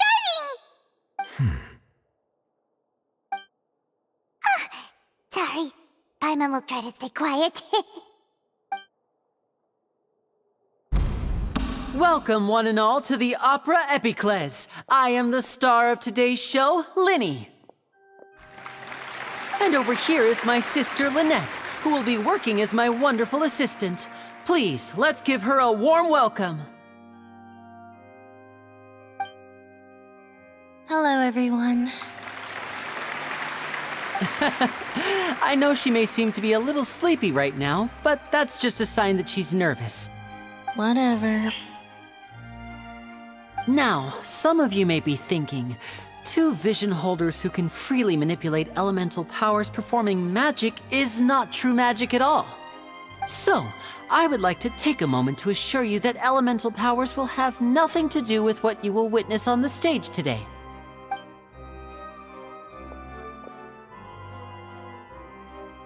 Both Lynette and myself have removed our visions for the show. That way, even the gods won't be able to help us. Oh, good point. That's what makes the show real magic. Now, without further ado, let the show begin. Lynette will now exit the stage to make some preparations. I know you might miss her, but don't worry. She'll be coming right back on stage momentarily. Perhaps in an unexpected way. I'm sure she'll be stealing the spotlight soon enough. Oh, and before I forget, there's one more thing I should say. You never know what can happen in the blink of an eye.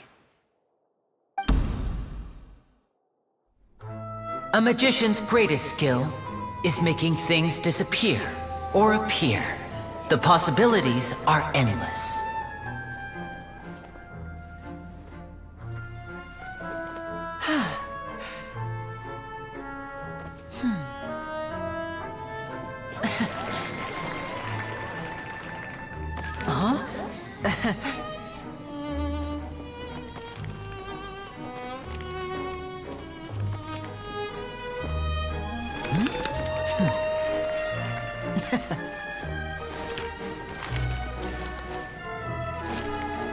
But this isn't what you came for. These little tricks, you've seen them all before. So it's time for something truly extraordinary, don't you think? This one's a little tricky.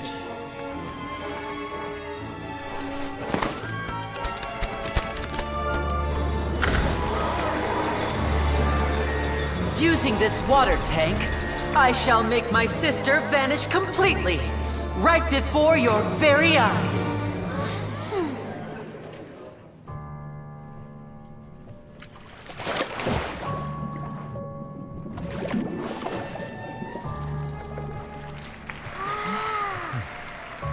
It's actually quite simple. She'll just turn into air bubbles and float right out of the top.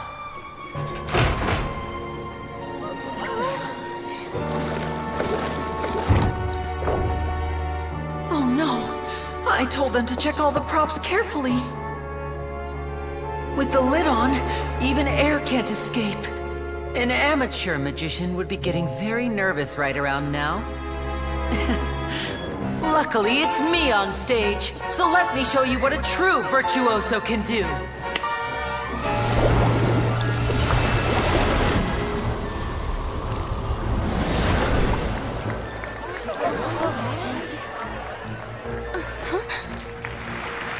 Lynette, are you still there? Don't go too far. We don't want to use up all our magic.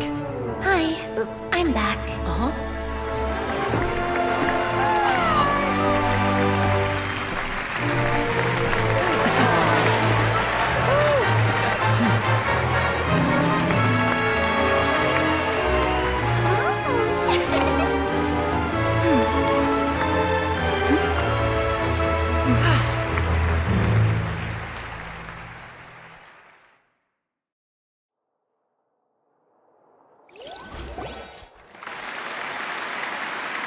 Whoa! What in the world just happened? How did he do that? Paimon didn't see him do anything! Wasn't Lynette inside the water tank? How did she disappear and then reappear out of nowhere? If we could see easily through his tricks, then that would mean that his skills are still lacking. To appreciate magic, you should focus on the show happening on stage, rather than getting caught up in trying to see that which has been intentionally hidden. Guess you're right. Paimon couldn't believe her eyes when Lynette reappeared. Amazing! Thank you, everyone. I'm glad you enjoyed that performance. But our magical journey has only just begun. I've prepared even more astonishing surprises for everyone here. The magic of transformation and disappearance can go far beyond what you've just seen. I'm sure many of you are thinking that escaping the water tank was impressive enough, but Lynette is still my assistant after all. In which case, I have ample time to make all necessary preparations. So, for my next trick, I will require the participation of one lucky audience member. Please, if my assistants could bring out the magical boxes now. There are 2 boxes, and only 2 boxes. One is here, and one is there in the aisle among the audience. I'm sure many of our clever audience members have already guessed our next magic trick. A swap! Our lucky audience member and I will each enter a magic box. After 1 minute, we will each emerge from the opposite box. Now please, everyone pay very close attention to the box you see here. Don't give me any chance to make a move. Wow! How's he gonna do this? Hey, do you think this is all magic tricks, or does Lenny have actual superpowers? The lucky audience member will be generated by this random number selector. It selects numbers entirely at random. Even I don't know who will be chosen to participate. Now then, let's begin. Let me see. Oh, row 7, seat 3. Congratulations! You now have the chance to experience magic firsthand for an entire minute. Please, come forward. My assistant will take you beside the magic box. I'm sorry, it might be a little cramped inside, but no need to feel nervous. We've carefully arranged everything for you to be as comfortable as possible. You don't need to do anything, but no matter what strange things may happen, don't come out of the box. If the magic is interrupted, who knows where you might end up? You might even find yourself in the Fortress of Meropide. Oh, okay. All right. Before I enter the magic box, there is one more thing I need to ask the audience to do. Could you all give me a countdown? Like this. 60, 59, 58. Just keep counting down. You can go a little faster or slower if you like. I won't be able to see anything in the pitch black box, so I'll be relying on your voices to know when time is up. Oh, and no tricks now. If you quickly count from 60 in just 30 seconds, then I'll be in a tough spot. Ooh! Paimon kinda wants to count faster after hearing him say that! No, that won't do. I can see it in your eyes. You still can't be trusted. Let's practice together. Come on, repeat after me. 60, 59, 58. 60, 59, 58! That's right, perfect. Keep it going. All right, I'll see you all on the other side once you've finished counting.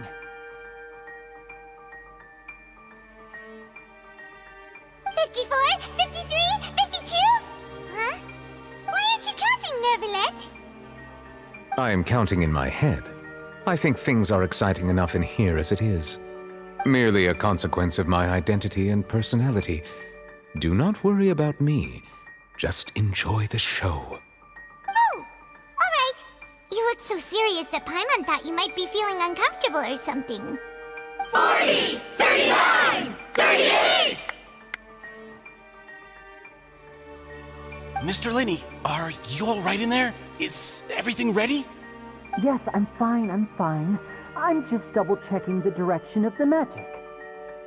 It would be a disaster if we get sent to the wrong places. For example, midair right above the audience. Even though he's saying that, Lenny doesn't seem nervous at all.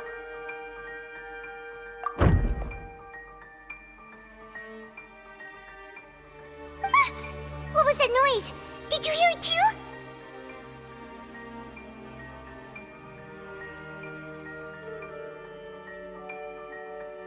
Not sure. Anyway, it doesn't seem like anyone's worried about it. 25, 24, 23! What's wrong, Mr. Linney? I can still hear you moving in there. I seem to have accidentally knocked over a decoration. I'm trying to fix it, but it's pitch black in here. I can't tell left from right. Never mind the decorations. There's no time for that. The show is what's important. No, that's unacceptable. I want my show to be perfect. Don't worry, we still have 20 seconds. Hear them counting? 19, 18, 17! It seems things aren't quite going as planned.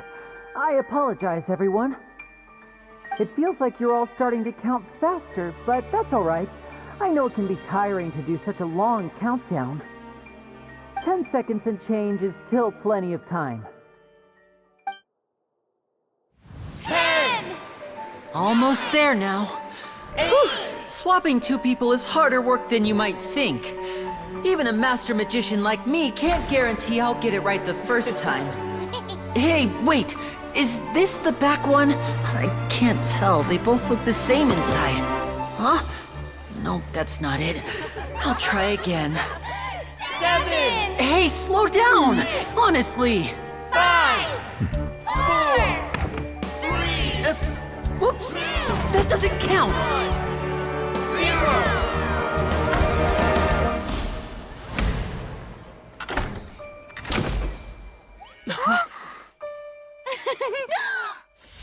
Ta-da!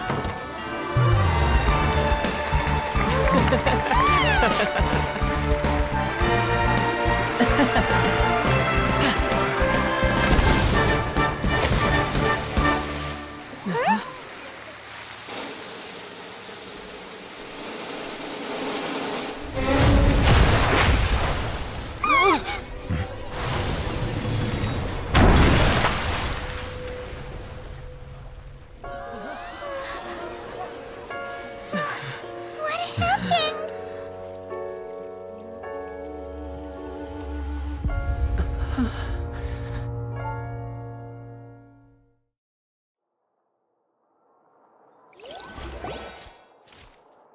Huh? Is this part of the show? Mr. Linney, you're going to use magic to fix the stage now, right? What happened? Oh no. Maybe this isn't part of the show. The girl was still in that box, right? This performance is over. Medical staff with me. Guards, secure the scene and detain all the performers. Seal the exits. No one is allowed in or out at this time. Yes, that's right. If this was just an accident, then we must investigate the cause. But if this was all part of some scheme, then those accountable will not escape the judgment of the God of Justice! No need to be alarmed, you two. We'll get to the bottom of this soon enough.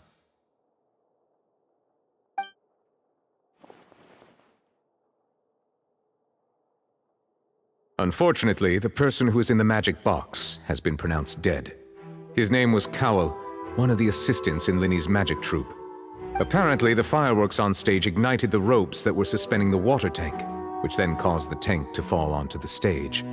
As of now, we are still not sure why we found Cowl in the box, rather than the guest from the audience.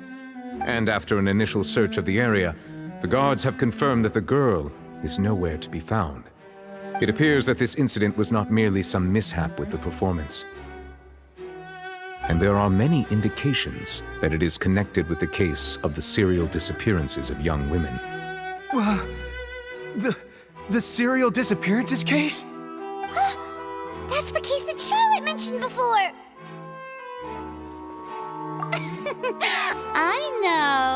I know the truth. I can see through the whole thing. Really, using such a shallow and obvious mystery as his finale, did he really underestimate us that badly?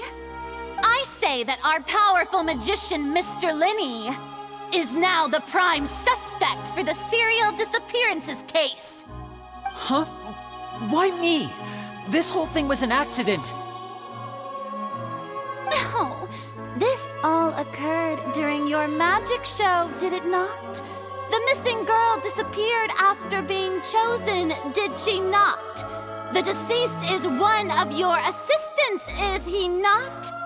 Now that I think about it, that whole speech about magicians making things disappear was nothing more than a provocation, a bald-faced challenge. That can't be right! How can Linny do this? He was in the box on the stage the entire time! We can even hear his voice! Besides, before the show, he told us that he would like to catch the criminal behind the disappearances! He couldn't possibly mean catching himself! Save discussion for a later time, please. Lady Farina, may I assume that your comments just now constitute an accusation against Mr. Linney and his associates, and that you are pressing charges? I just think that I think it might be a little early to talk about formally pressing charges. But what Lady Farina said just now makes perfect sense. Looks like she's gonna personally deliver justice. A kidnapping and murder carried out under the cover of a magic show. Lady Farina said it all. Of course, my dear people. But what excites me even more than the obvious truth before our eyes is the opponent I'll be facing. That's right. I mean you, Traveler. You'll support Linney, won't you? After all, he was the one who helped you the first time we met. Then there's no problem at all. You know, the Traveler and I already had a duel the first time we met. But with Linney's help, our little duel ended in a draw. But draws really are the most boring possible outcome. So, no more draws. Between the two of us, there must be a clear winner and loser. And what better place to hold such a riveting showdown and decide the true victor than here, on the grandest of stages, the Opera Epiclese. It wasn't a draw. She obviously lost last time. I understand. Charges have now been pressed, and as such, a trial is in order. Well, Traveler, seems Lady Farina has set you in her sights. But putting her dramatic rhetoric aside for a moment, I would like to ask you, are you willing to act as Mr. Linney's attorney and defend him in this case? Very well. The trial will be held a day from now in the Opera House. Both sides may investigate the scene to build their cases and search for the truth.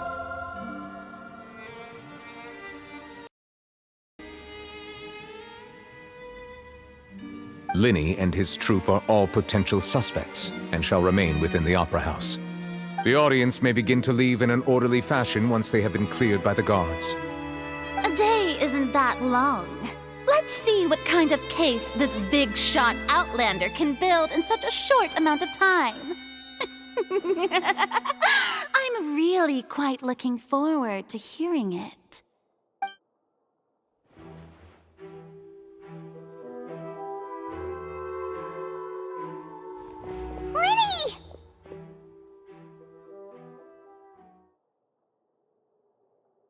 sorry about everything that happened just now. Were you frightened? Of course! Who wouldn't be scared after witnessing an accident like that? Yeah, I'm a little shaken up myself. How could this happen? And poor Cal. I know you already claimed that you would defend me, but now it's just us talking. Tell me, do you think I could possibly be the murderer? Good to hear. Thank you so much for trusting me. I'm sure everyone sees me as the biggest suspect at this point. But if you ask me, the whole thing is mysteries layered upon mysteries, such that all that's left is confusion. I don't know whether the stage was purely an accident or not, and Cal was in the box. As for how that girl chosen from the audience could suddenly disappear, I'm afraid I don't have any answers either. If someone tampered with my performance, then we need to figure out what they did. Even a skilled and knowledgeable magician like myself couldn't pull all that off in just 1 minute. Which is precisely why we need to investigate! As this book says, the impossible could not have happened. Whatever happened must have been that which is possible. Paimon bought them when we were reading at the bookshop in the city earlier. Pretty cool, huh? Don't worry, Paimon used her own savings to buy them. It wasn't from our travel funds. I think they look cute on you, Paimon. You have good taste, Lynette! That's the right attitude. Feeling depressed isn't going to help me now. I need to get back to my normal self. But with the guards watching our every move, it's going to be especially difficult for Lynette and I to prove our own innocence. Good thing you agreed to be our attorneys. Thanks for that. We'll be counting on you. Yes, thank you so much. Yeah, just leave it to us. Oh, since we're going to start investigating, Paimon has a question first. Where did Lynette go during the performance? Ah, well, I'm afraid that would involve some of our essential trade secrets as magicians. The secrets behind our magic are past saving, Linny. I suppose you're right. The truth behind our tricks is going to be important evidence that will be weighted during the trial. 'Tis truly a pity. As a magician, our magic show is a work of art. We've poured countless hours and spared no effort in perfecting it. But if revealing our secrets will help you uncover the truth behind what happened, then it will be well worth it. We should go somewhere else if we're going to discuss our magic tricks. We'll go speak with the guards, and in the meantime, you can go investigate the stage and the seating areas. Alright, let's go have a look while the investigation teams are still here. Detective Paimon is on the case!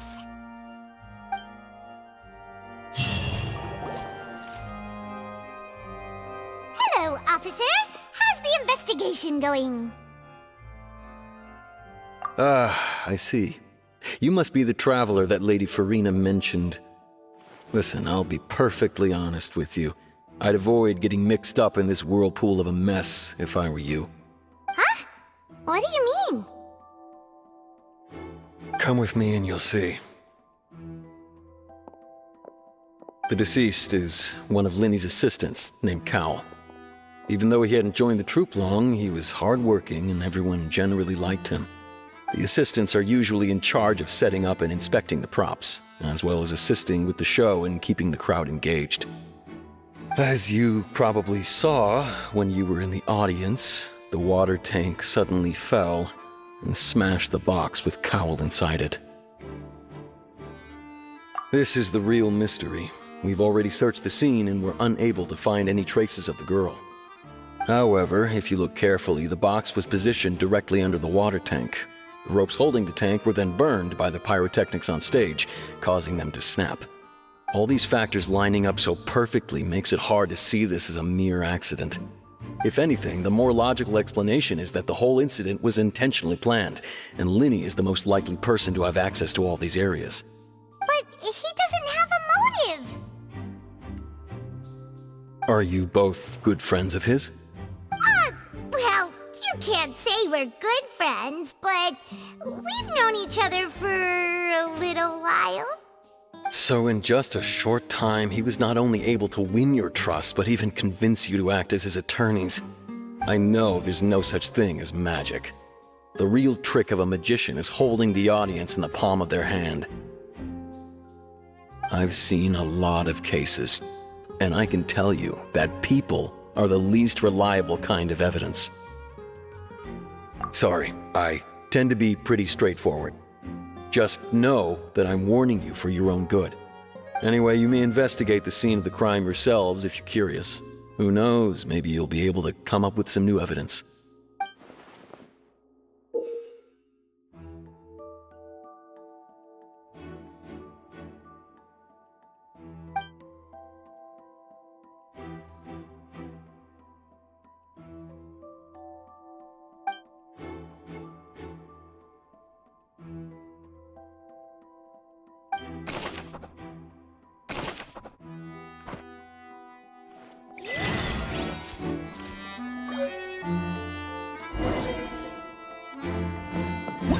Whoever the murderer, why would it be him? How's...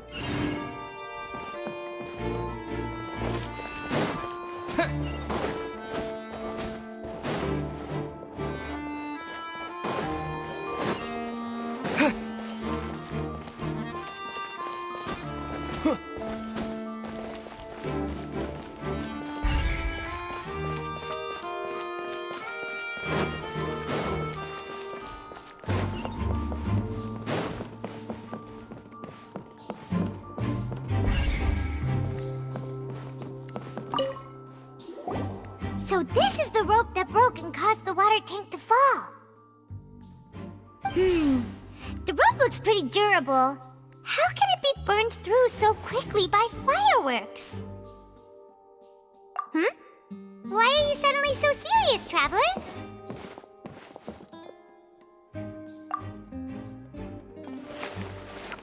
Whoa. Look! This bit is made from different material! Most of it was burned away, but there's still a little bit of it left. Huh. So if a rope meant to hold something was made with that kind of material in it, then that means... Wait! Why don't you write all this down? Let's take notes!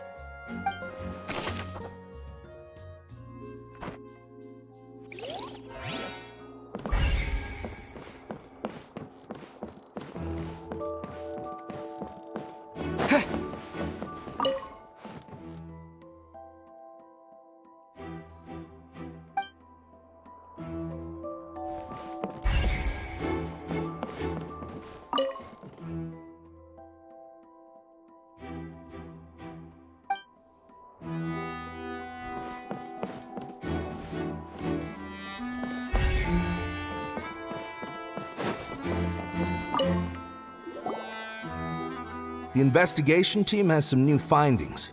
Turns out there's an issue with the random number selector after all. See, I told you. What if the machine picked some big guy's seat? You think the murderer would have still made his move then? Sorry to interrupt, but we're helping Linny and Lynette with their side of the investigation. What were you saying about the number selector? There's something wrong with it? You're trying to help them? That'll be a tall order. Linny used the machine to pick a random member of the audience during his performance, right? The lucky girl that later disappeared. Well, we thought there might be a serious problem with the machine, so we had it taken away for further inspection. It turns out that the seat number it picked wasn't random at all. The machine picks that same number every time. I'm sure you already know that you have to make a reservation in advance to get a seat, regardless of whether it's a trial or some performance. In other words, Linny knew who would be sitting where from the very beginning. That much checks out. Linny reserved our seats for us, too. Bet you see why I was saying it'd be tough to make a case for Linny. Even though it's bad for Linny's case, Paimon had better write it down. Hello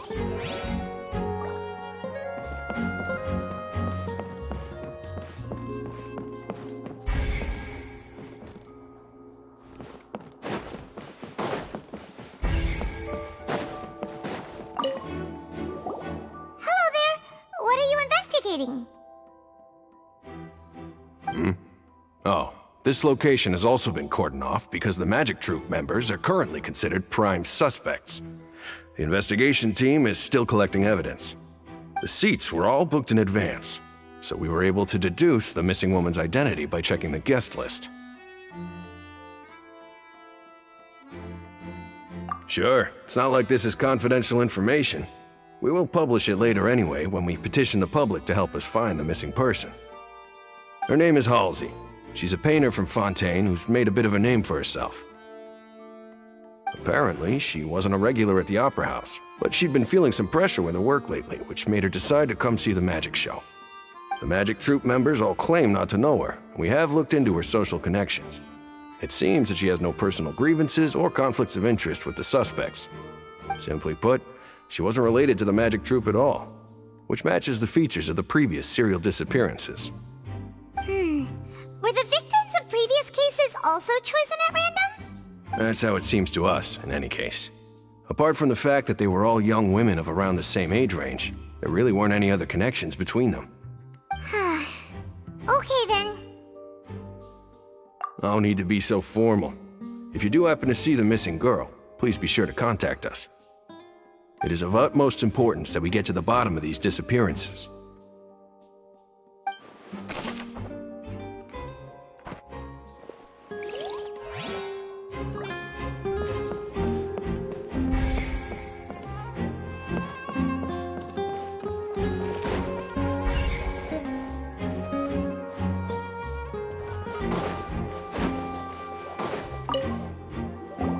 I see that you're investigating the area. Well, it just so happens that I'm interested too. If you find any new and interesting leads, be sure to share them with me, all right?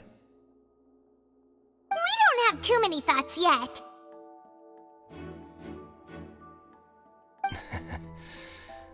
Then why don't I tell you my hypothesis first?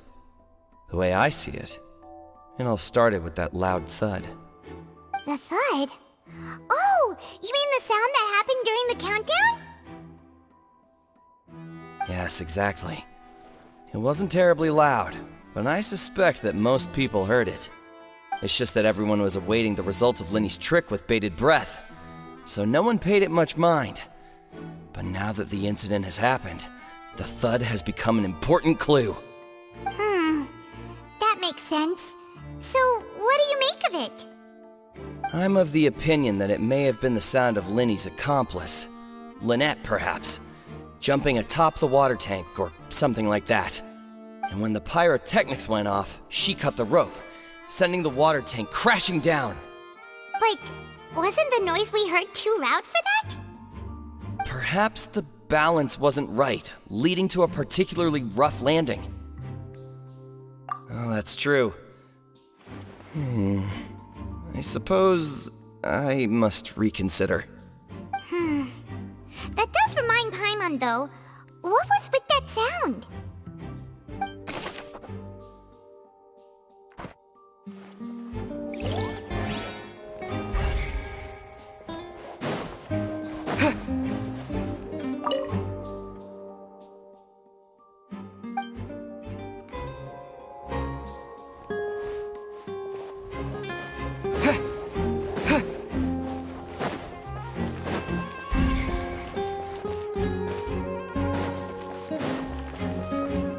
Lenny's still talking to the guards. It seems he'll have a lot of explaining to do. I think someone will be assigned to monitor us later, but that's alright.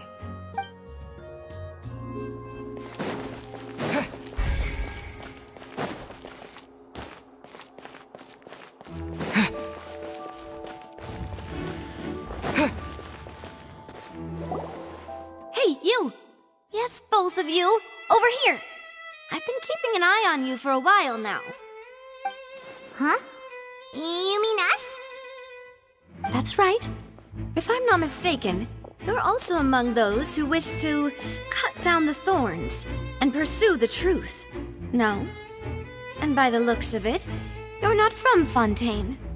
Well, you're right on the more about that one, but who are you?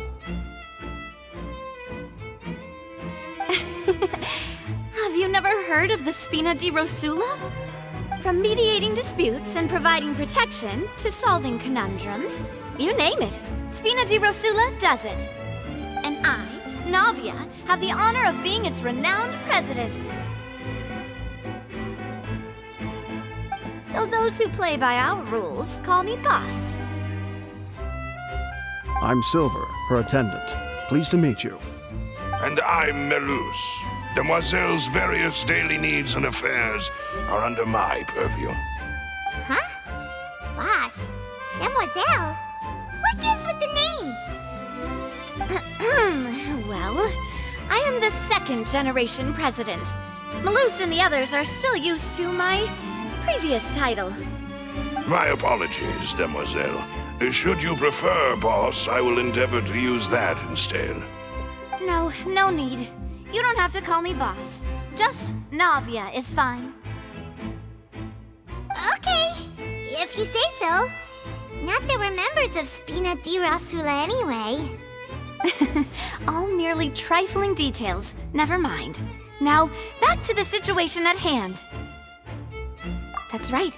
I've always kept an eye on the serial disappearance cases. My interest stems from a matter back from my father's time. Judging from the look of things, I find Lyney an unlikely mastermind. Really? We think so too! That's why we're looking for clues now. But how did you come to that conclusion? Intuition, naturally. My unparalleled intuition.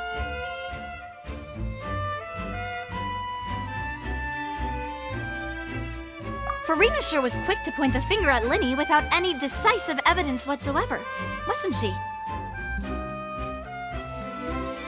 But that's not uncommon for her.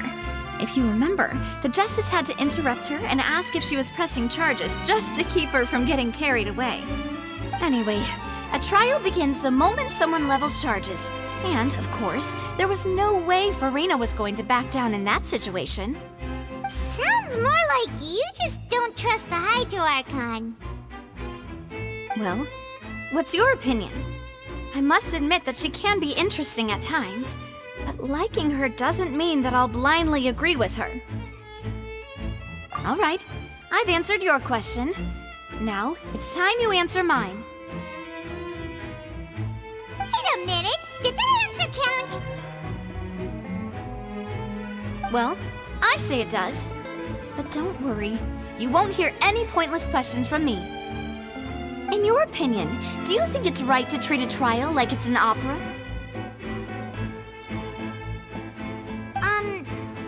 Well? And why would that be?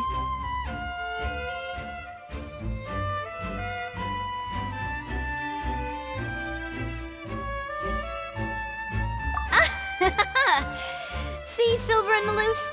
I told you they'd be different. Most astute of you, Demoiselle. I, too, think that the Traveler's response was most excellent. No matter how wonderful the script or how fervent the audience's expectations may be, the trials that go on stage here must be based in fact. And if that can be done, boss, then...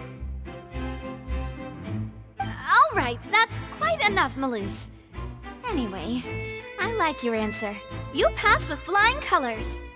Now, I need to make some preparations, following which our joint investigation shall commence. You two shall be my assistants. Wait! Since when did we become assistants?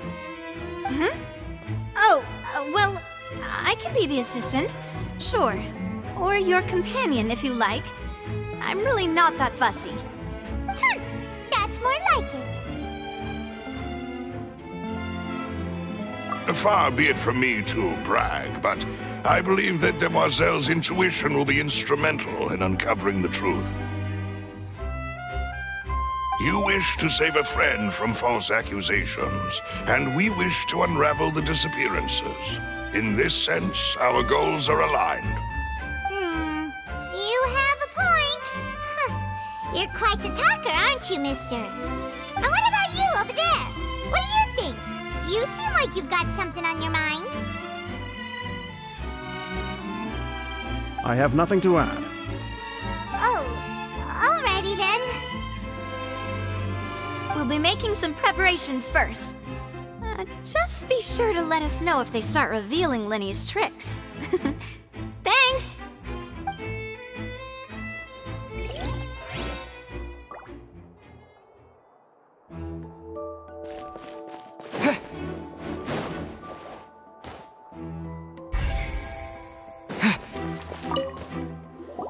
Sorry, but no one can freely enter or exit the Opera House at the moment.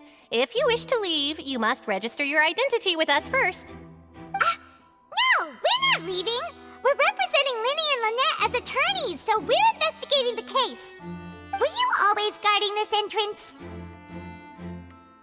Yes, after the Chief Justice gave the order, everyone coming in or out must undergo a strict inspection. So, the missing girl couldn't have left from here. At least, not from that point on. I doubt there was much opportunity then, either.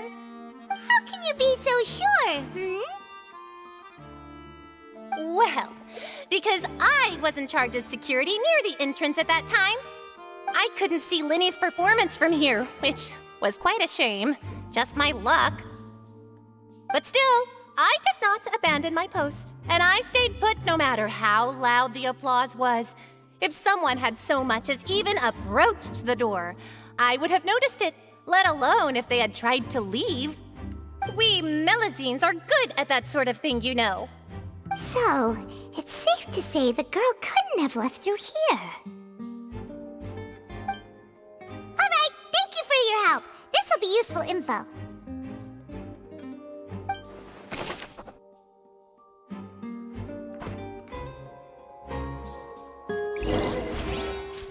We've checked everything of note here at the performance venue. Paimon wonders how Linny's discussion with the guards is going. Let's go see, shall we? Understood. Then I will be going with you. Just so you're aware, I will be monitoring your actions and making notes as necessary. Very good. Thanks for being so agreeable. I'd pull a rose out of my hat as a gift for you if I could. You may spare the pleasantries. I'm just doing my job. You've arrived. Who's this? Me? I'm Spina di Rosula's guardian angel. If you've got a problem, I've got the firepower. Sorry, I got a little carried away there. Call me Navia. I'm a partner of theirs, and will be helping investigate this whole situation. And these are my companions. Would you mind if they join as well? Fine by me. Oh, new helpers? I would be most grateful. Well, let's just say we're tagging along. It's not every day you get to see the secrets behind magic performed on such a large scale. I appreciate your kind interest. Come with me. We'll be heading below stage. Huh?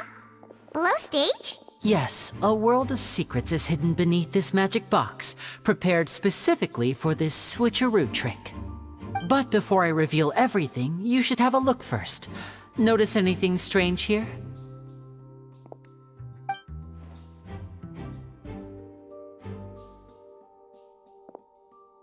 I'm not trying to be dramatic. Remembering the details of a trick will help you understand the methods used to perform it more easily. Huh. Weren't there balloons and other decorations here? Where did all that go?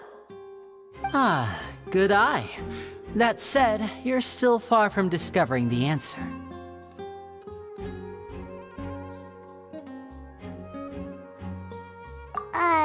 The back? You mean the inside of the door? What's different about it? Paimon didn't notice anything. Very good indeed. I thought you might not be able to catch that, given that you were sitting in the first row.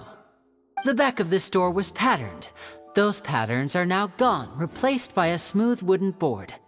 So, if you put 2 and 2 together, what do you get? Exactly. All right, let's go. I'll tell you how it works as we head down.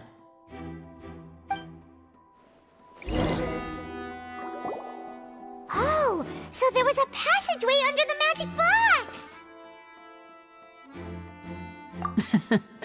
I knew you'd figure out most of it as soon as you saw this place.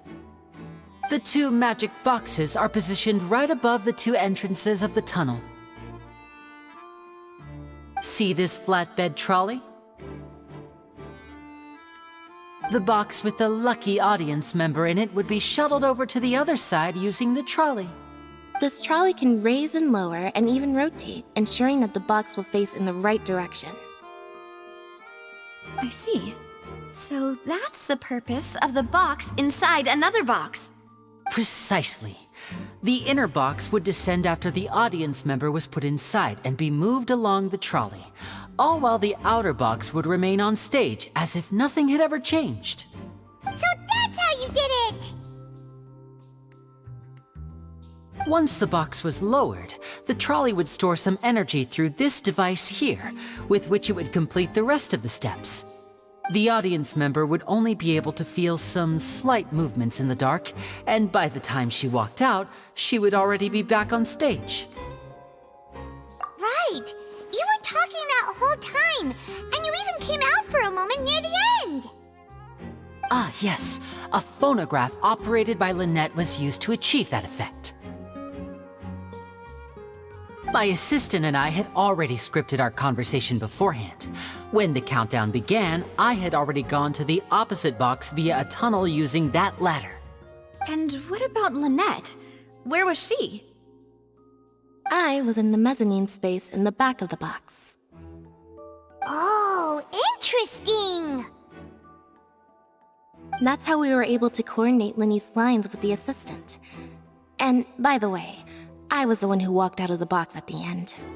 I mean, we are twins. All it takes is a change of clothes and no one can tell who's who. And that's my favorite part of this trick. Only Lynette and I can perform it. So that's how it all worked! Wow, every detail you revealed was more amazing than the last! Lynette would briefly walk out of the box and then go back in, jumping into the tunnel and escaping before the box on the trolley could finish ascending. And then I walk out of the other box in the audience area, and the trick would be complete. The operative word here being would. But as you saw, Cal was in the box, not our audience member. She, on the other hand, mysteriously vanished. We really don't know how that happened. If not for that interlude, this would have been an astonishing trick. I probably never would have figured out how you pulled it off. And yet, to think that someone was able to use this magic trick to commit a crime. Could we have a look around? I think we can come up with some more leads. This is the scene of the crime, so Linny and Lynette are not permitted to stay here. I'll escort them back up. Yes, of course. No need to be so strict now. I won't disappear into thin air, you know. Thanks, everyone. We're counting on you.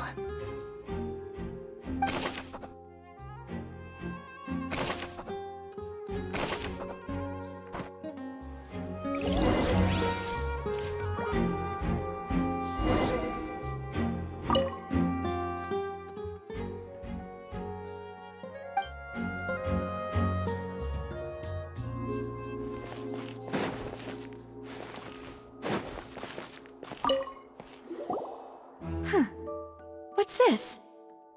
Looks like a hook tied to the end of a rope. Huh?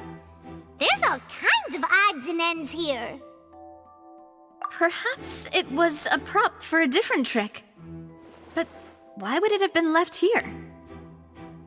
Whatever it is, make a note of it first.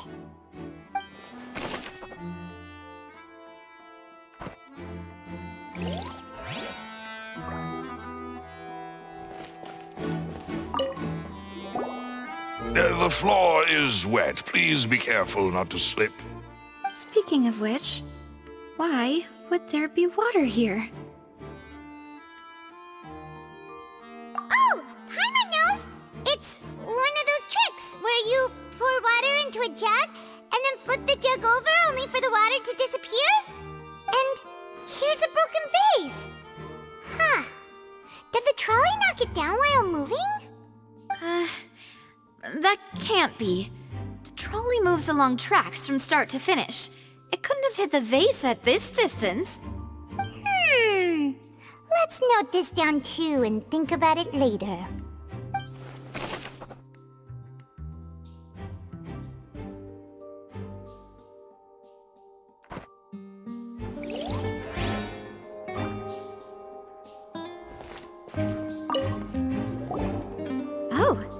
These are the clothes that the lady chosen from the audience was wearing, right? Her clothes are here, but she's nowhere to be found. Right! And do you really need to do that if you're kidnapping them? Ugh, this is so confusing. Paimon doesn't want to be a detective anymore.